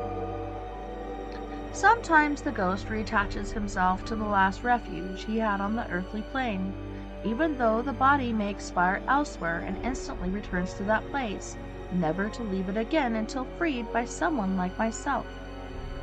The woman is gone now, Sybil mumbled. The child went a long way, and the woman is gone now too. I thanked Sybil and led her back to consciousness, step by step, until she woke up in the present, fully relaxed as if after a good night's rest, and of course not remembering a thing that had come through her entranced lips the past hour.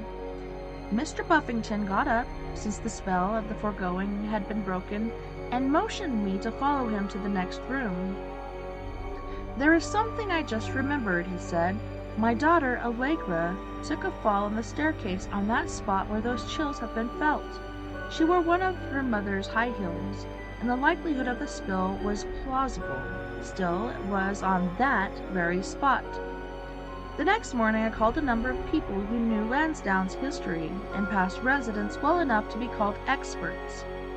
I spoke to the librarian at the Chester County Historical Society, in the library and at media, and to a longtime resident, Mrs. Susan Worrell, but none of them knew of a Joseph Stryber with a little girl named Elizabeth.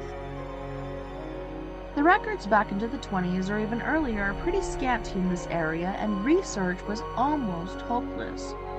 Quite conceivably, the Strybers were among the tenants who had the house in a transitory way during the years of which Jack Buffington had no records. But then again, there are certain parallels between fact and trance results that cannot be dismissed lightly. Jack Buffington thought the description of the woman he saw and that given by the medium did not fully correspond, but then he did not see the specter long enough to be really sure. The retarded child Sybil Leek brought through had an amazing similarity to the actual retarded girl of about 10 who had lived in the house and died in a nearby hospital, and the word mama that Mrs. Buffington had heard so clearly was also close to what the ghost girl said she kept calling her mother. There was some mystery about the dates, and even the longtime residents of the area I interviewed could not help me pin down the facts. Was there a man by that name with a little girl? Records were not well kept in this respect, and people in America could come and go far more easily than in some European countries, for instance, where there was an official duty to report one's moves to either the police or some other government office. A day or two after our visit, Jack Buffington reported that the noises were worse than ever. It was as if our contact with the wraiths had unleashed their fury. Having been told the truth about their status, they would naturally have a feeling of frustration and resentment, or at least the woman would. This resentment often occurs after investigation in which trance contact is made. But eventually things quiet down, and I had the feeling that the woman's guilty feelings would also cease. That the little girl ghost had been sent out to play, I have no doubt. Perhaps that aftermath was the mother's fury at having no longer in sight her child. But then, I never said that ghosts were the easiest people to live with. Well, on that note, boys and girls, we do have to go to our second music break. On this break, once again, we have Miss Mia Savage with her band, Antidote for Savages.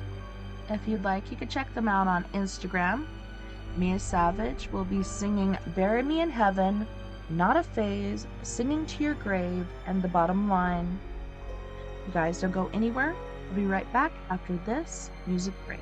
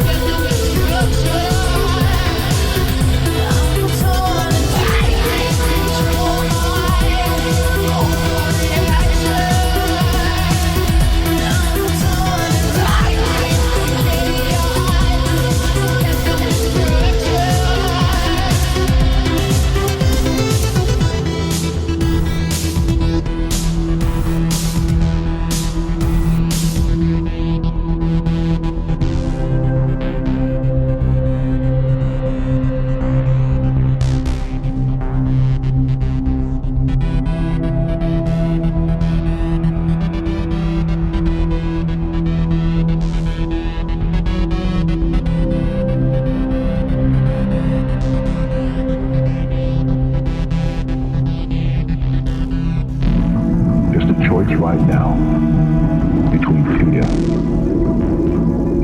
and love.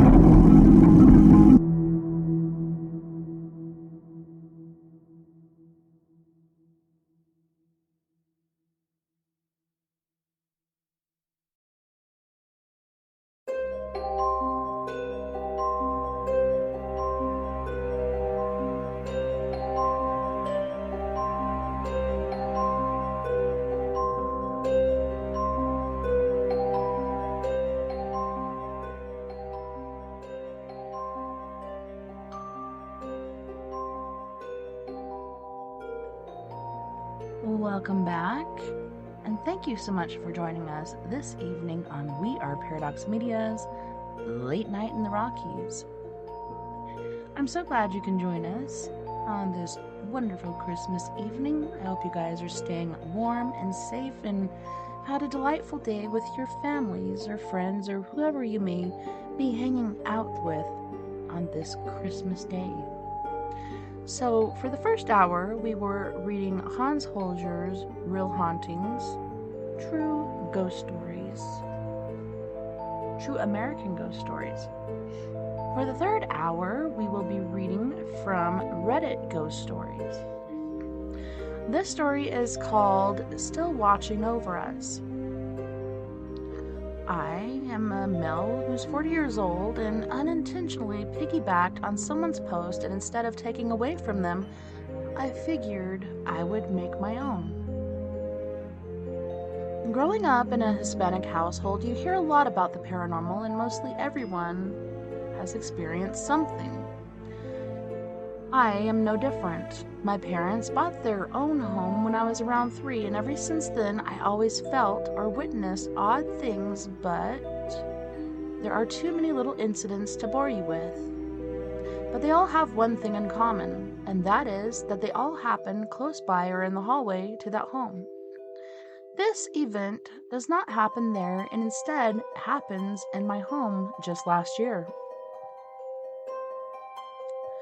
My mom passed away in 2020. Since 2001, she had dialysis 3 times a week at 5 a.m., and I was in my 20s and not married and lived with both my parents at the time. I would take her every time to her appointments. Whenever I did a late shift at work, I would oversleep and she would walk by my door and say, "I'm ready, we can go." I would get up and drive her.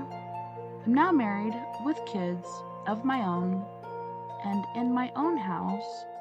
Last year, my wife had scheduled an outpatient surgery in the early morning. I was working in another state but drove home the day before. I got home in the early hours of the morning and told my wife I was going to sleep on the couch for 3 hours till we had to leave. Her wake-up alarm was about to ring, so with her eyes closed, she said, "Okay." I was in a deep sleep, but the 3 hours flew by like a wink, but then I clearly heard my mom say, "I'm ready, we can go." I woke up and immediately realized what I had heard. I hear my wife open the restroom door and she walks over to me and says, "Oh good, I was about to wake you."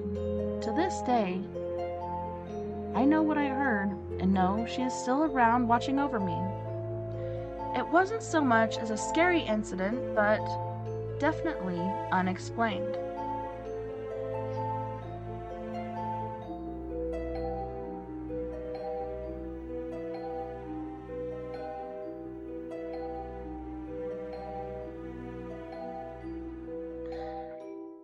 This one is by user It's Papa Jim. Pretty sure my new house is haunted. My girlfriend and I recently purchased a home this last summer. We have 4 dogs and no real neighbors aside from town halls, church, and a park. Our house's history is that it was built in 1949 and handed down through the generations in the same family until us. After we bought the place, we immediately began fixing it up. Just paint, mudding, refinishing floors, and some landscaping. This took us about 2 months after buying before moving in. Soon after we moved in, I started a new job that works night, 10 p.m. to 6 a.m. Around 11:30 a.m., I'm just about to fall asleep with the pups in bed with me, and we all hear 4 distinct knocks that sounded like they came from either my ceiling or the top of one of the windows. I didn't think much of it until it happened again, 2 more times within 5 minutes of the first knocks. Each time, 4 knocks. Started thinking it may be a bird hitting the house or something along those lines, but then the 4th time it knocked, I was standing next to the window I thought it came from and didn't see anything. There's no doubt in my mind it was the window that was being tapped on, so I tested it. I tapped on the window 4 times, just like it had, and almost immediately it responded with the same taps. I sent my dogs out into the backyard to try to scare it out, but there was nothing at all around the house. This wasn't the first time either. This wasn't the first time either of us have heard stuff here, but it's only our bedroom. We have no idea what it means or why it's only there, but 7 recently been hearing what sounded like pitter-patters in the attic above our room.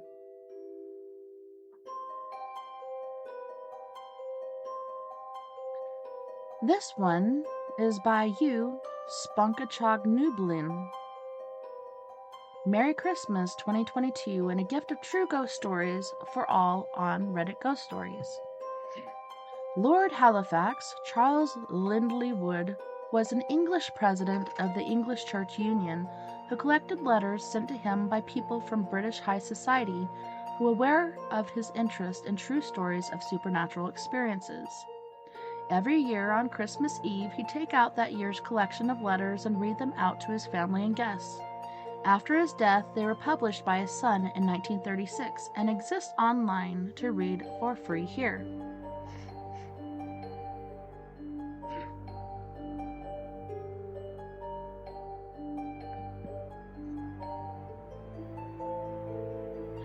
This one is by you /realist hater. Goats in the kitchen. I received a call from a couple who had recently purchased a new home and was having strange events occur in their barn. The backstory on this property is that the original home was built in the 1840s. The barn was added a few years later, but there was no record. The original house burned down in 1976, and a new one built on the old foundation in 1981. Upon arriving, I noticed the property was impeccably kept, and although it was very rural and set far back off the road, a driveway was added and paved to the house.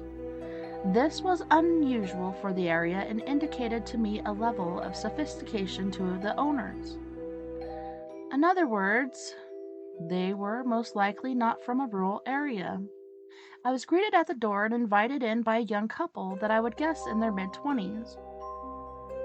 The home was as well kept and clean on the inside as it had been on the out. We chatted for a few moments and they insisted that I see the barn. I noted that there was absolutely no feelings or atmosphere to the house, then followed them to the kitchen and the back door. There was a kiddie fence blocking the entrance to the kitchen, preventing 4 miniature goats from exiting the kitchen. This was a shock since I had judged these people by what I had witnessed up until this point. When I asked about the goats in the house, I was told that they had no choice because whatever was in the barn tried to kill them. They had lost 2 goats already, and the vet told them that they were likely frightened to death. Approaching the barn, you could see that they had been at work putting their decorative style here also. From the outside, there was a new fence surrounding the front and creating a small yard of about 1/4 of an acre. It was clean and recently raked. The barn was in the style of an old tobacco barn that had been repurposed and painted. As I entered, I noticed that the hair on my arms immediately stood up. I definitely sensed something there. I asked if there was a specific area where there seemed to be more activity. I was shown the milking room that they had set up. The man told me that once he built the milking stall, everything started. I asked for some time to poke around by myself and noticed that they practically ran out. I walked around the milking room for about an hour. That was a lot since it was a small room. On the opposite side of the barn, I found another room slightly larger than the milking room. It had a concrete floor and freshly paneled and painted walls. It had electricity, a sink, and some equipment that recognized as being used to make cheese. This room did not interest me at all. It felt sterile and uncomfortable, like an operating room. I was sure nothing was lurking there. It wasn't until I was walking around in the stable area that I really felt something. This part of the barn had only a dirt floor, and although it was raked clean, it did not feel that way. I'm not a psychic, but I have learned to pay attention to my body and my impressions. To be honest with you all, that I wanted to do in that area was rake it clean myself. Perplexed, I summoned the man and asked him if he had found anything in that area. He seemed slightly embarrassed as he explained that along the wall there had been a deep trench with something that looked like a pile of old leather that had been folded and stacked at one end of it. He asked me not to tell his wife, but he had just covered it over instead of removing it, as he had just felt like it was too dirty to touch. I asked for a shovel and assured him that I would not tell his wife and cover it back up when I finished. He agreed and provided a shovel before hurrying back to the house. 5 minutes later, I had located the leather. As the man had claimed, it was all dried and hard and did look as if it was nothing that anyone would ever want to touch. As I fought to unwrap it, I was struck with the feeling that it may cause me to get sick. I felt nauseated as I handled it. Finally getting it unfolded, I found a very old memo-type book in it. The writing was still perfectly legible. It was a journal written by a Civil War soldier. As I scanned through it about halfway through, I found the last page of writing. It had blood on it and said, "When you find me and read this, please tell Ma and Pa that I'm sorry. I tried to make it back home, but they caught me. I was shot, and I know I will die quick. Please get my body home and bury me by the stream. I live in Savannah. Signed, Jonas." I refilled the hole and took the journal and leather to the front of the house. I asked the couple to come sit on the porch so that we could talk. I showed them the journal and suggested that we hold a small memorial service in the barn. They invited the only neighbors they knew, and we did just that in the barn by where I dug up the journal. I asked to take the journal with me, and the couple agreed. I took the journal to the Savannah Historical Society and asked if they would keep it on display as a remembrance to a lost son. They agreed, and I gave it to them. 3 weeks later, when I checked back with the couple, I was informed that the goats were back in the barn and there were no issues.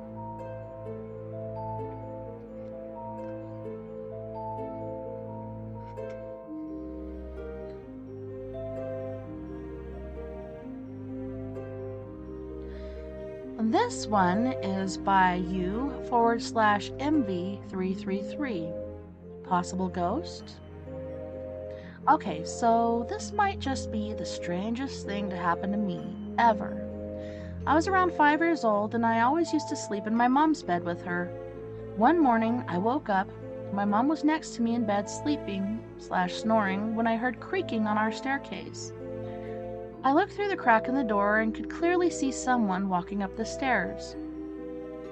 This shook me right up, as it was only me and my mom in the house. I sat back in the bed, frozen in fear. I tried to wake my mom, but she wouldn't budge. As the creaking got closer and louder, I looked again and could see that this person was my mom, somehow different, but it was her. I yanked the covers over me and tried to get as close to my mom as possible. That's when I felt a hand on my back, and then this person, who looked like my mom, bit me on the back. My flight or fight kicked in, but I couldn't do anything except lie there frozen, unsure of what just happened. Anyway, I must have passed out or fell asleep, as when I opened my eyes, my mom was again next to me in bed, but awake this time. I told her about my dream, and she pretty much told me I'm crazy. Until I told my mom that she bit my back, my mom checked, and lo and behold, I had a bite mark on my back. Still to this day, I have no idea what happened, and I have no idea who the other woman was that looked like my mom, and it's something we never spoke about again.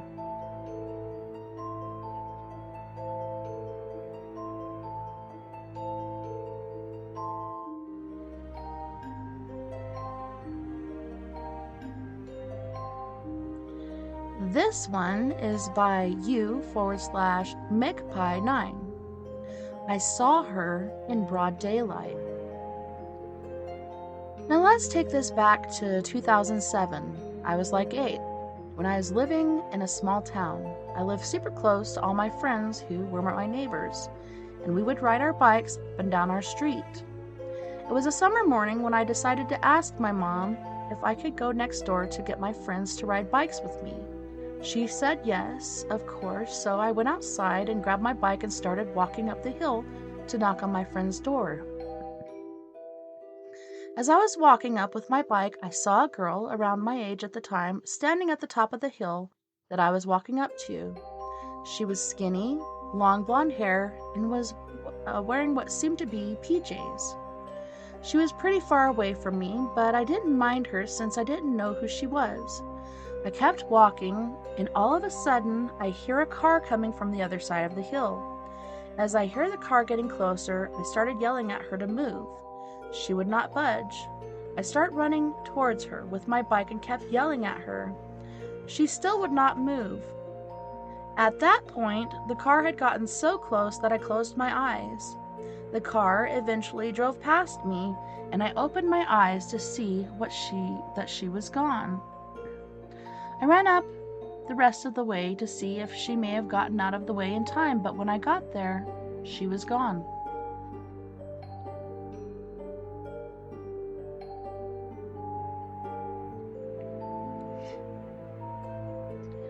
This one is by u/remove_excellent entity attached to me. I'm not really sure where to start. I have always been in disbelief about it. When I was very young, I encountered an entity on my wall, a dark shadow figure in the shape of a tall man with a hat. I battled with my parents over this presence that would appear to me when the sun would set. My mom would get very angry at me when I was young because I would rather stand in the hallway in complete darkness crying all night out of fear, or they would find me sleeping on any bed or room that wasn't mine as long as I wasn't alone.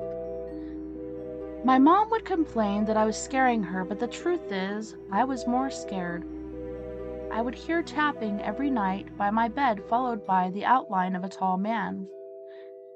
Finally, I was given holy water, and the day I put it on the wall, it was a blessing and issue resolved. It disappeared the same day, or so I thought. I didn't have problems in that house moving forward. I'm having issues with tapping on the walls once more, only this time it's in a freshly built home. It follows me around from bedroom to kitchen to living room, only when I'm up late enough to hear it. When I mention it or try to record it, the tapping sounds immediately cease. It's only targeting me for attention. I ignored it for a long time, hoping it was all some explainable coincidence. However, today I finally captured a video that makes me sick to my stomach. I was up late around 2 a.m. when I heard knocking on the corner of the wall.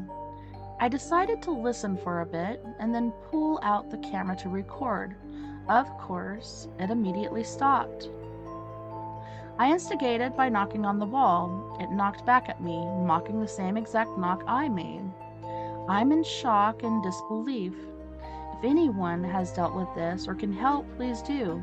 I'm not in any immediate danger, but this is a cry for help. I need this away from me and my family. I will show my mom the video and other evidence I have gathered in the morning. Any advice is welcome.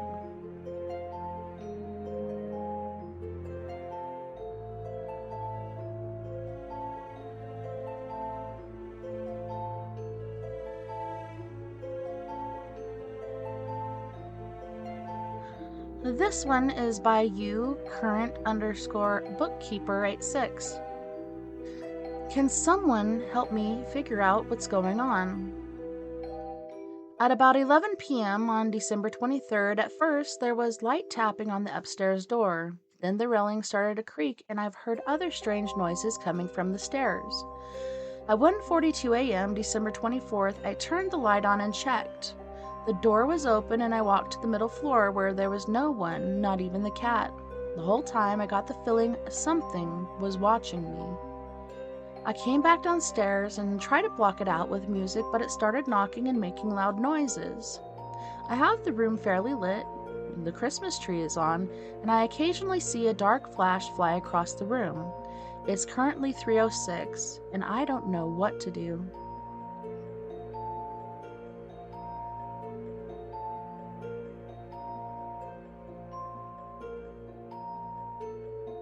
This one is by you/not average to you, a ghost of a friend. My childhood best friend's sister passed away unexpectedly a few years back. I was close to her as well. I went to her funeral and then went to visit her parents. Of course, life happened and we grew apart. Well, my friend had to move back home at this time with her parents. It was the same house they always had. My friend's whole family was deaf except for her. I still know sign language. There's a reason I'm saying this. Anyways, I'm standing at the foot of the stairs that lead up to the second floor. All of a sudden, I feel something blow in my ear. I didn't say anything right away. I made my friend come outside. Growing up, I was always told to not acknowledge any ghostly happenings at her house. I told my friend that I felt like something blew in my ear. She told me that that is how her sister would say hi to people before she passed away. Deaf people do stuff like that since they can't speak. Thanks for reading my story. If you enjoyed it, please give me a follow. This one is by you/Jackie Rodriguez 1. Weird finger snapping noise at my parents' house. I no longer live with my parents, but ever since I was young, I randomly heard this weird sound at my parents' house. I will occasionally stay the night or weekend at my parents' house and still hear this weird sound from time to time. It sounds like someone quickly snapping their fingers really loud 3 times in a row. It's never any more or any less. When I say finger snapping, I don't literally mean snapping in half, breaking a bone. I mean like how you snap your fingers to a song beat or to get someone to hurry up. When I heard this sound, I only hear it at night and in the downstairs foyer area, or when I make it to the upstairs onto what we call the landing, open living room-like space before the hallway/rooms. The foyer is very open, same with the landing. The stairs are right next to the foyer, and the ceiling from the downstairs foyer to the upstairs landing is completely open. From floor to ceiling, it's a good 24 feet, so there's some echo in that area. I don't hear this sound often, but when I do, it's always at night, and when I'm alone, sometimes it sounds close to me and sometimes it doesn't. When I hear this sound, it gives me a feeling of panic/adrenaline, like I need to get the fuck out of there. Last week, I stayed the night at my parents'. It was around 2 a.m., and I was downstairs watching TV in the living room. I went to go to the restroom and heard this sound again. The downstairs bathroom is in a small hallway that separates the downstairs foyer from the living room. I don't know why, but this time is scared the absolute fuck out of me. Like, I didn't even go to the bathroom. I hightailed it upstairs to my bedroom, leaving the downstairs TV on. I typically try to look at things logically for an explanation, especially with things like this, but I can't shake the ugly feeling I get when I hear these 3 snaps. Has anyone else ever had this experience? Also, is there any significance to weird unexplained sounds like this in the set of 3? Like, what the hell is this?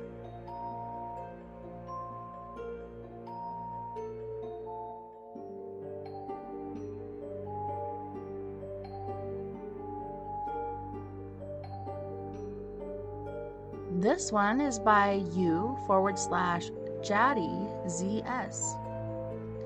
My first sighting. Hello. This event happened today, just a few minutes ago, and I'm terrified. My brother's visiting us, and he had just arrived at our house just 2 days ago. Today, we were debating on what restaurant to go to for dinner. Me being the picky type, I denied all the options. Now, I've been fairly paranoid in the apartment. Me and my mom lived on the top floor, so there was a hatch that leads to the attic. When deciding on where to go, I suggested that we take my dog, Jewel, out for a walk so she wouldn't go to the bathroom on the carpet. My mom and my brother had left to take Jewel out, leaving me in the apartment alone. Suddenly, when the front door closed, I heard a shudder that made me spin back to look into the hallway where the hatch was. Right when I looked, I saw the hatch leading to the attic closed with a shuddering slam. I screamed, running down to the door, begging my brother to open it. He did. When I forced them into the house, my mom grabbed a chair to check the hatchet. She couldn't find anything. There were only insulation and wood chips up there. Creepy.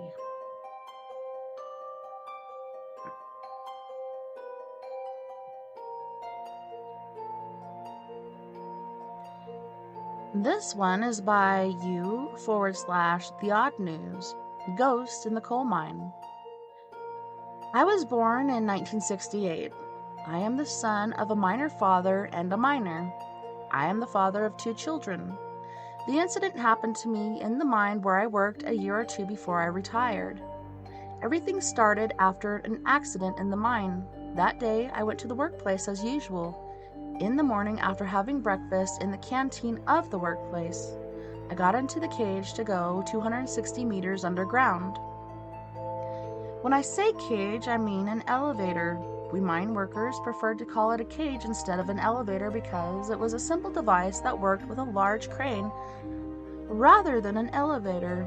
Anyway, I went down to the mine. After working until the end of the shift, I started walking towards the bottom of the shaft. We call the place where we go into the cage the bottom of the shaft. As I was walking slowly, an engine passed by me quickly. What I call an engine can be considered as a small train. It was a relatively simple device compared to the train, pulling only wagons weighing up to 1 ton at most. There were workers on the engine. Normally, they are forbidden to do this, but sometimes when the workers are very tired after work, they ride on the engine to avoid walking. I continued to walk slowly as the engine sped past me. There was shouting coming from up ahead. Someone seemed to be moaning in a wheezing voice. I moved towards the direction of the sound in order to understand exactly what was happening. I started to look around carefully. When I approached the place where the sound came from, I saw that someone was lying in the water channel on the side of the air door. Blood was flowing from the person lying in the water channel as if from a faucet. At that moment, I went into a short-term shock. In that chaos, we immediately carried the injured person to the lift entrance, which we call the bottom of the shaft, and sent him to the hospital. I still could not get over the shock of that image. That day, that person who was injured in that accident died. This incident affected me deeply. My psychology turned upside down. According to what I learned later, the accident happened as follows. While the workers were traveling with the engine, the air door did not open. Since the engine was also fast, the engine hit the door with great violence. The worker who was caught between the engine and the door was crushed badly during this impact. In the days following this incident, when I passed through that gate, it always seemed to me as if someone was still lying in the water channel. I couldn't pass through there by myself since the hearth was not sufficiently lit. It was always very dark inside the hearth. It was only illuminated by fluorescent lamps, which were very sparsely placed in certain parts of the hearth. Because of the effect of this incident, I was completely disenchanted with work. I didn't feel like going to work at all, but I had to. Anyway, one day when I was at work again, I was the last one left at the end of the work in the area of the mine where I was working. When I looked around, everyone had left. I sat down somewhere. Such a weight fell on me that it seemed like a lifetime to go from there to the lift area, which the workers called the bottom of the shaft. I said to myself, I'll rest a little where I'm sitting and then I'll go. My eyes closed for a while. I was between sleep and wakefulness. I saw a man approaching me from ahead, holding a lamp in his hand. There is no work left at the stove at this hour. I guess he stayed later like me, I said to myself. The light that was approaching me suddenly disappeared. Oh my God, where did this man go? I still said to myself. Then I thought, let me sit for 1 or 2 more minutes. Maybe the man who just disappeared will come back and we can go to the lift together. Then my eyes closed again. I don't know how much time passed. Suddenly I woke up with a very severe slap. But what a slap! I thought my neck was broken. I immediately recovered and looked around me. There was no one. It was impossible for somebody to hit me and run away. For this reason, I started running towards the lift in fear and panic. That day, I didn't tell anyone about what had happened. 1 or 2 weeks later, I was the last one again. This time, I hurried up and went straight to the lift entrance. As I sat down and waited for the lift to arrive, I noticed that something jet black was coming towards me. It had a hand lamp and a hard hat, but neither of them was lit. It was slowly approaching me. I called out from afar, "Mister, what's wrong? Did the lamp malfunction?" He didn't answer. Instead, it kept coming towards me slowly. I felt a strong sense of fear that I didn't know why. I wanted to get up and leave. I even wanted to run away, but I was paralyzed. I couldn't move. Although he was very close to me, I couldn't see his face or body clearly. It was as if the man coming towards me was not tangible substance but a shadow, a silhouette. "Don't ever sleep on the hearth again," he said to me. I could feel the man's speech not in my ears but in my brain. He spoke to me almost telepathically and disappeared. I have heard of such events from a few other people before, but I didn't believe it. At that moment, those stories I had heard went through my mind. I read all the prayers I knew. That black silhouette had not harmed me, but living that moment had further disrupted my already broken psychology. I couldn't get up from where I was sitting for another 1 to 2 minutes. After a while, I pulled myself together and walked away from there. When I told my friends what had happened to me, they did not believe me. When I told what happened to me to the imam of the village where I lived, the imam believed me and said the following: "They are the owners of the mines. As you know, according to Islamic belief, the souls of martyrs can choose to stay in this world instead of going to the hereafter if they wish. According to a saying of the Islamic prophet Muhammad, those who die under the rubble are considered martyrs, just like those who die in war. That's why we call people who died in mines mine martyrs. Most probably the thing you saw in the mine was the spirit of a mine martyr, and it warned you. He wanted to protect you. After that day, I never slept in the mine again." About the story. Hello. I am a journalist living in Turkey. Investigating the paranormal is my special interest.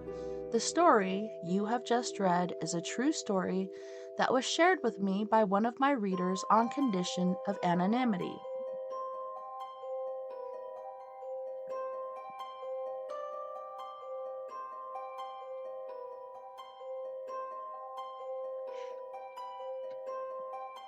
This one is by u/loser beta girl.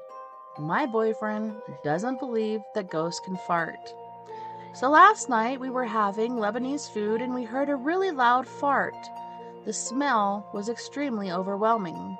He told me through labored gags and gasps that I was disgusting, but it totally wasn't me. It was a ghost for sure and definitely not me. You guys have heard of ghost farts, right? A paranormal squeaker or something? Help.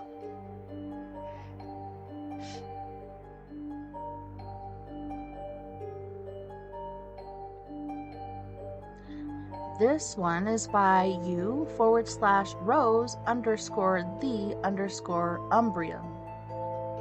Question I never got an answer to. So on November 24th, I saw 2 UFOs. A week or 2 weeks earlier, I saw 1 UFO. When the sky was clear again after a few weeks because it was cloudy for a while, they were both gone. I asked you/Ellen_Smithy82 to the same day and kept trying, but I never got an answer from them, yet they can tell me how they are doing. So can anyone please tell me if the UFOs I saw mean anything? Again, I saw 1 the week before and then 2 the week after, and when the sky was clear after a few weeks, both were gone.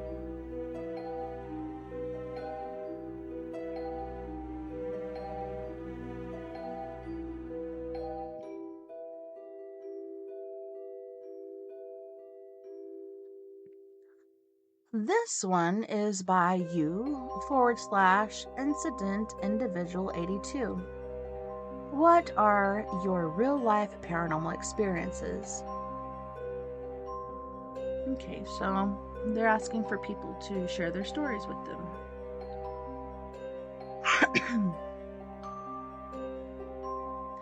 This one is by you/NotAverageToYou. The little doll that wanted my soul. The little doll had a spirit attached to it. We had a paranormal team come take it to a museum with other haunted artifacts local to us. We found them at a yard sale. They were both missing the same side leg. The owners and we joked about the dolls being haunted, and we bought them both for $5. When we got in the car to leave the yard sale, we found the dolls It started to hell with the sun shining. We ended up going to eat because there was no way we could shop the yard sales in the rain. After we'd gone and got done eating, about an hour later, we went to another yard sale a block away from where we got the dolls from. Everything was dry and nothing was out of place. I asked the lady how did she keep her stuff dry when that hail came through, and she didn't know what I was talking about. If my fiancé wasn't with me, I don't know if I would have believed myself. That night, my fiancé had a really bad dream about the smaller doll, and it was telling him to kill me. He woke up and thought he actually hurt me. I joined some groups and shared the picture of the dolls on Facebook. They immediately knew it was the little doll. My friend showed her mom the picture of the doll. Her mom wanted to come see it before the paranormal team took it. When they got to my apartment, she went to hold the doll, but immediately sat it back down because the energy was so overwhelming. I asked her if I should try to hold it because it was my doll. She said sure. I picked it up, and as soon as I did, I felt this sensation like a high almost start to come in through my feet and slowly inch its way up my body. When it got to my neck, I started choking and sobbing uncontrollably. Everyone yelled at me to put it down. I put it down, and the feeling went much faster back down, out through my feet, the same way it came in. My aunt almost died when she was in the car wreck, and I could feel her soul leaving through my feet, or through her feet. Whatever it was tried entering my body for sure. We all wanted to go outside to get some fresh air after that. We walked outside between the apartment buildings, and on the deck behind me, all of a sudden, there were like 5 big-ass crows behind me on the balcony, screeching at me like they wanted to attack us. Well, my friend and her mom went home. I don't blame them. Anyways, the paranormal team comes. The air is so heavy when you walk in my apartment, you can literally feel the energy. They start blessing the dolls and house, and the neighbor's dog is howling the whole time, which it never does. The lady carried a white stone to keep her grounded and protected, and she started freaking out because the stone turned hot. The energy level was a 3.5 out of 10. It was all so crazy. I'm so glad I have so many witnesses. If you look at the picture of just the one doll, if you zoom in to its right, which would be your left eye, you can see the outline of little boy's face. I didn't even notice that until this past year when someone pointed it out to me. Several people told me it was the spirit of a little boy.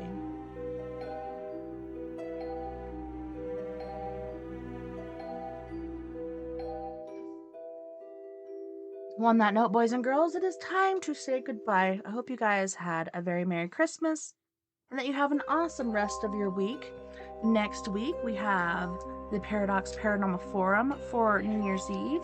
And then we have story time once again with me, TessaTNT, on Sunday. You guys don't forget, we are all in this together. Together we can make the world a little better.